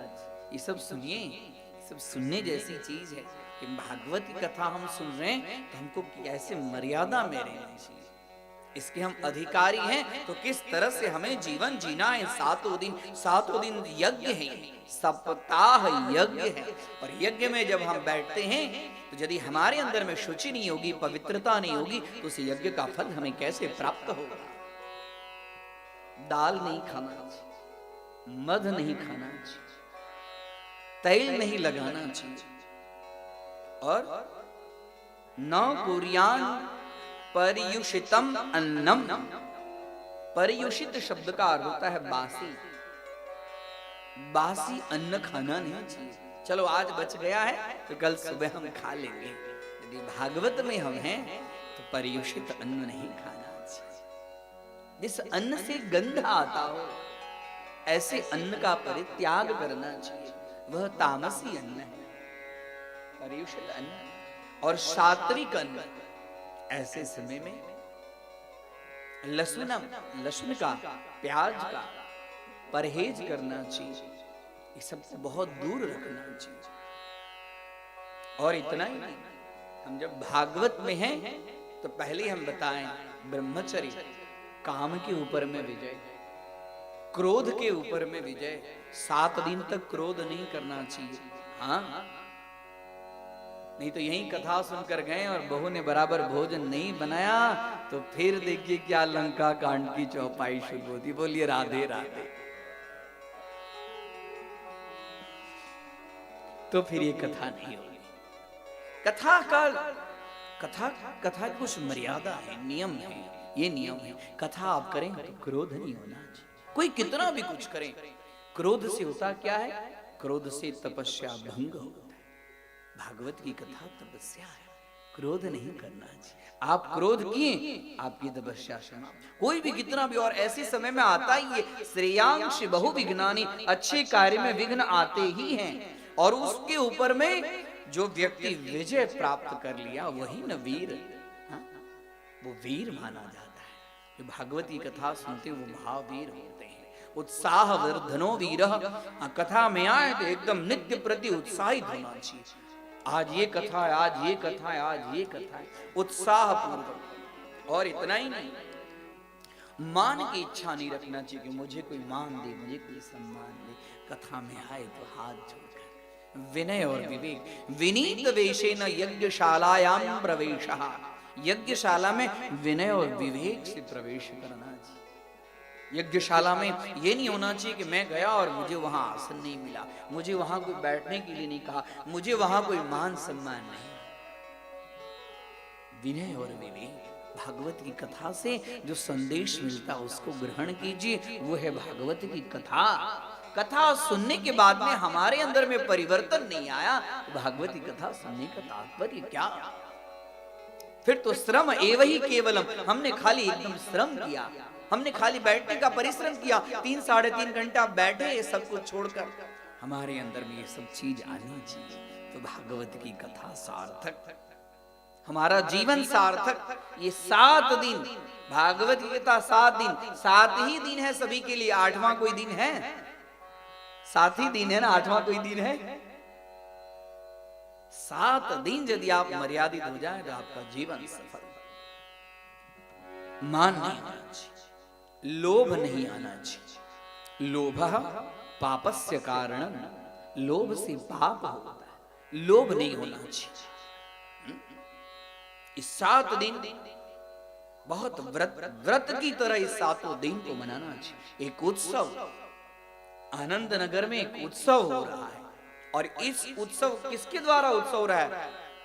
तो भागवत की कथा और भगवान के भक्त, भगवान और भक्त दोनों का उत्सव है। ऐसे समय में लोभ नहीं। मैं बार बार कहता हूं कि आएगा ऐसा समय और उसके ऊपर में जो विजय प्राप्त कर लिया वही है सच्चा भक्त। और दंभ, दंभ नहीं होना चाहिए। हम हैं कुछ और लोगों के सामने हम अपना आडंबर कुछ अलग फैलाएं, दंभ नहीं होना चाहिए। ये सब सुनिए, सुनने से भी श्रुतम हरति पापानि। ये सब का आचरण तो बड़ा दुर्लभ है। ये भागवती कथा बहुत प्राचीन समय में लिखी गई है, लेकिन ये सब सुनना चाहिए। और सुनते सुनते एक भी चीज के ऊपर में हमने थोड़ा भी आचरण कर लिया, हमारी कथा सफल हो गई। और इतना ही नहीं, मोह नहीं होना चाहिए। कोई चीज के ऊपर में मोह नहीं, द्वेष नहीं। किसी चीज को देखकर हमारे अंदर में कुछ द्वेष नहीं होना चाहिए। और महापुरुषों की निंदा नहीं करें। भागवत की कथा सुनने के समय में किसी वेद की निंदा नहीं करें, किसी वैष्णव की निंदा नहीं करें, गो माता की निंदा नहीं करें, गुरु की निंदा नहीं करें, गो सेवक की निंदा नहीं करें, किसी स्त्री की भी निंदा नहीं करें, राजा की भी निंदा नहीं करें, और जो महापुरुष को प्राप्त हैं, गुरुजनों हैं, उनकी भी निंदा नहीं करनी चाहिए। निंदा करने से दोष लगता है, निंदा करने से वाणी दूषित होती है, निंदा करने से मन के अंदर में कुबुद्धि उत्पन्न होती है, निंदा करने से उसका विकार हमारे हृदय में आ जाता है। इसके लिए निंदा नहीं करनी चाहिए। भागवत की कथा हम सुने तो जो रजस्वला नारी हैं, जो मासिक धर्म के अंतर्गत में आ गई हैं, जो म्लेच्छ हैं, जो वेद निंदक हैं, जो पतित हैं, भागवत में तो यहां तक कहा गया कि उनसे दूर रहे, उनकी छाया भी नहीं पड़नी चाहिए और उनसे बात भी नहीं करनी चाहिए, क्योंकि अभी हम पवित्र के शरण में हैं। और पवित्राणाम च मंगलम, इतने पवित्र हैं जो मंगल करने वाले हैं, इसके लिए इतने लोगों से दूर रहना चाहिए। और ऐसे नियम से यदि हम भागवत की कथा सुनते हैं तो होता क्या है, सुनिए। जिस नारी की एक ही संतान होकर रजस्वला बंद हो गई हो, उसको पुनः संतान की प्राप्ति होती है। जो बांझ है उसको भी संतान की प्राप्ति होती है। और जिसको संतान होने के बाद में मर जाता है, संतान हुआ और बार बार संतान मर जाते हैं, उनके संतान जीवित होते हैं। देखिए ये भागवत की कथा सुनने का फल क्या है। भागवत की कथा ऐसे संतान को देने वाले हैं जिस संतान से कुल की वृद्धि, जैसे संतान से कुल का उद्धार करने वाला कुल का दीपक उत्पन्न होता है। प्रजा के लिए भागवत की कथा सुननी चाहिए, अपने पितरों के सदगति के लिए भागवत की कथा सुननी चाहिए। और भागवत की कथा सुनने से यम यम चिंतयते कामम तम तम प्राप्नोति निश्चितम, जो चीज की कामना करके आप भागवत की कथा सुनते हैं वह सब कामनाएं आपको पूर्ण होती हैं। भागवत का इतना महत्व है, जिनका गर्भ गिर जाता है उनका गर्भ गिरना बंद हो जाता है। ऐसे व्यक्ति खास करके संकल्प लेकर भागवत अत्युत्तमा कथा दिव्या। ये कथा कैसी है? अत्युत्तमा, उत्तम मतलब श्रेष्ठ, और इसमें भी अति इसके लिए उपसर्ग लगा है। साधारण श्रेष्ठ नहीं, अत्युत्तमा। अत्युत्तमा कथा दिव्या, दिव्य है ये, साधारण नहीं है, क्योंकि सुराणाम अपि दुर्लभा, देवताओं के लिए भी ये दुर्लभ कथा है। ये जो कथा आप लोग सुन रहे हैं, चाहे जिस माध्यम से सुन रहे हैं, ये साधारण कथा नहीं है भागवत की। खाली एक श्लोक भी भागवत का कान में आ जाए उस व्यक्ति का कल्याण। तब तो 7 दिन की कथा। अत्युत्तमा कथा दिव्या कोटि यज्ञ फल प्रदा। ये कैसी है? तो कोटि यज्ञ फल प्रदा, कोटि मतलब करोड़ों यज्ञ के फल को प्रदान करने वाली भागवत कथा है। इस तरह से भागवत की कथा का नियम बताया गया है। 7 दिन तक भागवत की कथा विधि पूर्वक श्रवण करें, और श्रवण के बाद में 7 दिन के बाद में भागवत की कथा संपन्न होने के बाद में वक्ता का पूजन करें, और उसके बाद में 18,000 श्लोक का जो पारायण हुआ है उसका तद्दशांश होम कर्म, उसका हवन करें। तद्दशांश तर्पण, तद्दशांश मार्दन, तद्दशांश ब्राह्मण भोजन, उसका तर्पण करें, मार्जन करें। और 12 ब्राह्मणों, खास करके विशेष रूप से 12 ब्राह्मण शब्द का प्रयोग होता है। 12 ब्राह्मणों क्षीर मतलब पायस का भोग, पायस का मिष्टान्न का भोग, और यथा संभव हो तो उसको दक्षिणा प्रदान करें। और गो भू हिरण्य अनेक प्रकार की वस्त्रालंकार से सुसज्जित करें। और कथा समाप्त के बाद में कथा के वक्ता को श्रीमद् भागवत की पोथी का दान करें। पोथी का दान करने से ही, हाँ, पोथी अर्थात भगवान श्री कृष्ण, भागवत जो है वो तेने वांगमयी मूर्ति, वो भगवान की वाणी स्वरूपा, मूर्ति स्वरूपा भगवान का ही श्री विग्रह है। भागवत की पोथी का दान करें। ऐसा करने से होता क्या है? ऐसे करने से जन्म मरण के बंधन से वह श्रोता मुक्त होता है। इस तरह से सप्ताह यज्ञ की विधि कही गई है। बोलिए कृष्ण कन्हैया लाल की जय। इस तरह से 6 अध्याय में भागवत के महात्म का वर्णन, समय को देखते हुए आज की कथा वैसे आरंभ भी विलंब से ही हुआ है और पहले ही ज्यादा लोभ करूंगा। अभी तो मुझे 7 दिन और भागवत की कथा करनी है, तो समय की मर्यादा को देखते हुए अग्रिम कल की बड़ी रोचक कथा, वाराह भगवान की कथा, कर्दम प्रजापति की कथा, अनेक प्रकार की कथा, इसका श्रवण हम करेंगे कल। समय की मर्यादा को देखते हुए आज की कथा को हम यहाँ पर विराम की तरफ आगे बढ़ने से पहले भगवान का नाम संकीर्तन।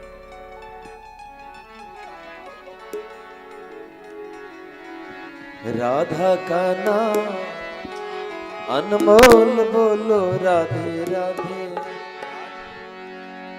दोनों हाथ से हाथ ऊपर उठा करके जोरदार जगड़ा लगावेंगे वे मेरे साथ। बोल श्री राधा रानी की। राधा का नाम अनमोल, बोलो राधे राधे। राधा का नाम अनमोल, बोलो राधे राधे। राधा का नाम अनमोल, बोलो राधे राधे। राधा का नाम प्रेम से राधे राधे राधे राधे राधे राधे राधे राधे राधे राधे राधे राधे राधे राधे।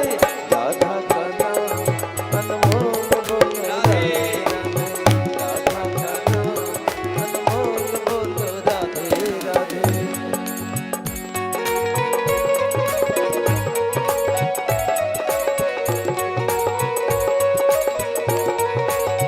श्री राधे।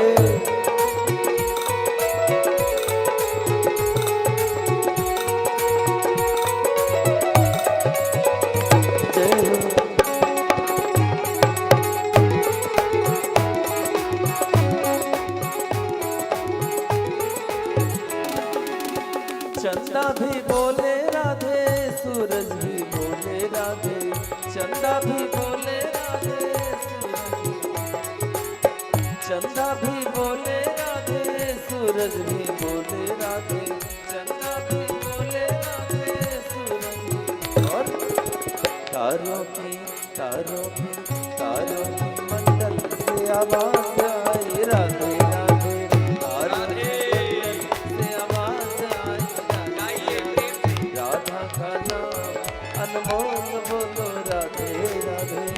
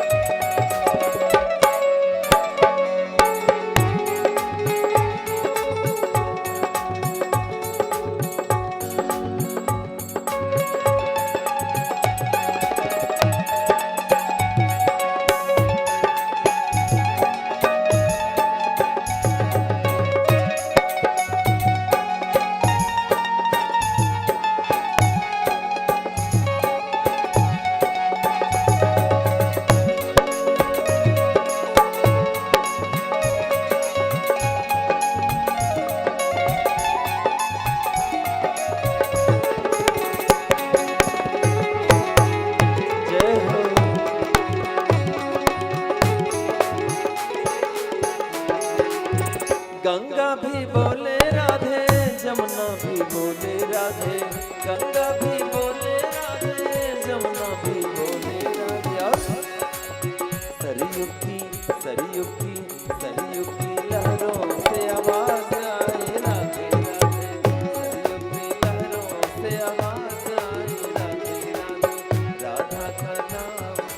अनमोल बोलो राधे राधे, राधा का नाम अनमोल बोलो राधे राधे।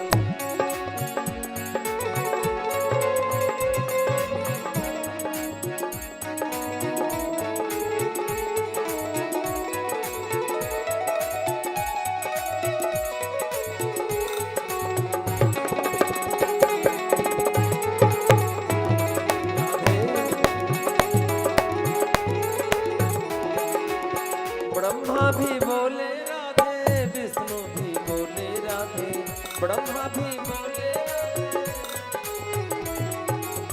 ब्रह्मा भी बोले राधे, विष्णु भी बोले राधे, ब्रह्मा भी बोले राधे, विष्णु भी बोले। और शंकर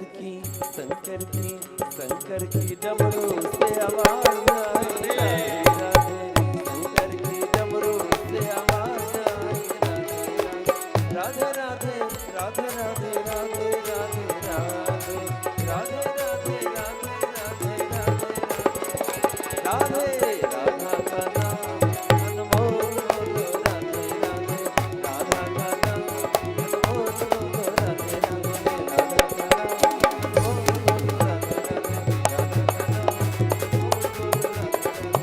का नाम अनमोल बोलो राधे राधे, राधा का नाम अनमोल बोलो राधे। जय जय श्री राम। बोल कृष्ण कन्हैया लाल की। आइए भक्तों, आज की कथा हम लोग भक्ति महारानी और जितना कथा प्रारंभ से अभी सुनते आ रहे हैं, महात्मा की कथा हम लोग श्रवण किए। फिर कल आप लोगों से आग्रह है कि संध्या 5 बजे से 9 बजे तक का समय रखा गया है।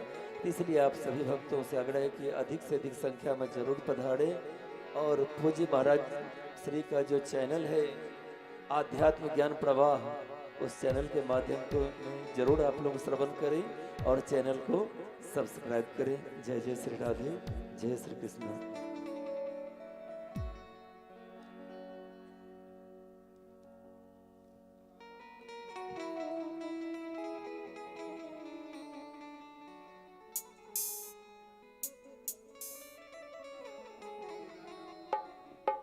हरि ओम कर्पूर गौरम करुणावतारम संसार सारम भुजगेन्द्रहारं सदा वसन्तं हृदयारविन्दे भवं भवानी सहितं नमामि। श्यामा तेरी आरती कन्हैया तेरी आरती, श्यामा तेरी आरती कन्हैया तेरी आरती, सारा संसार करेगा कल जोड़ के, सारा संसार करेगा कल जोड़ के।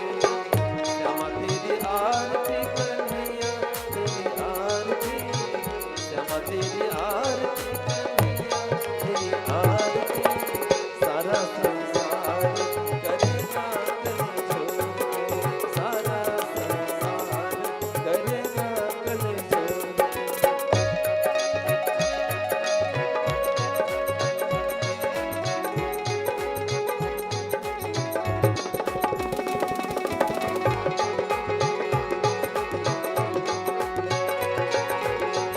सिर पर सोहन मुकुट विराजे, सिर पर सोहन मुकुट विराजे, गले वैजंती माला साजे, गले वैजंती माला साजे, और फुलन के हार करेंगे हाथ जोड़ के।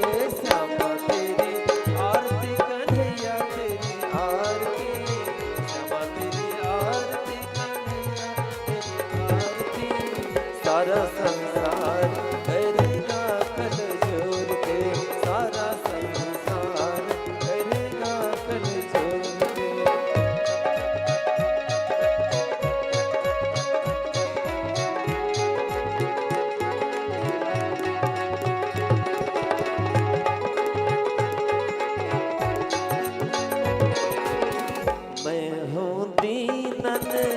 दुखिया भारी, मैं हूँ दीनन दुखिया भारी।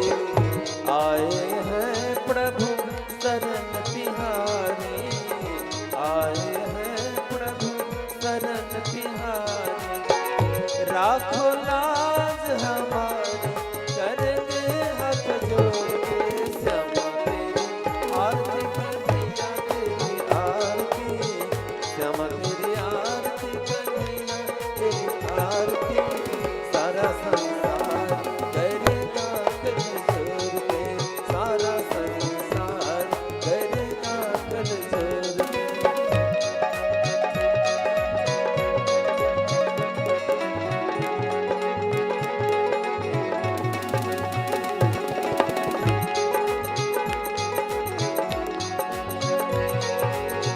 अपने चरण की भक्ति दीजे, अपने चरण की भक्ति दीजे। अपनी शरण में मोहि रख लीजे, अपनी शरण में मोहि रख लीजे।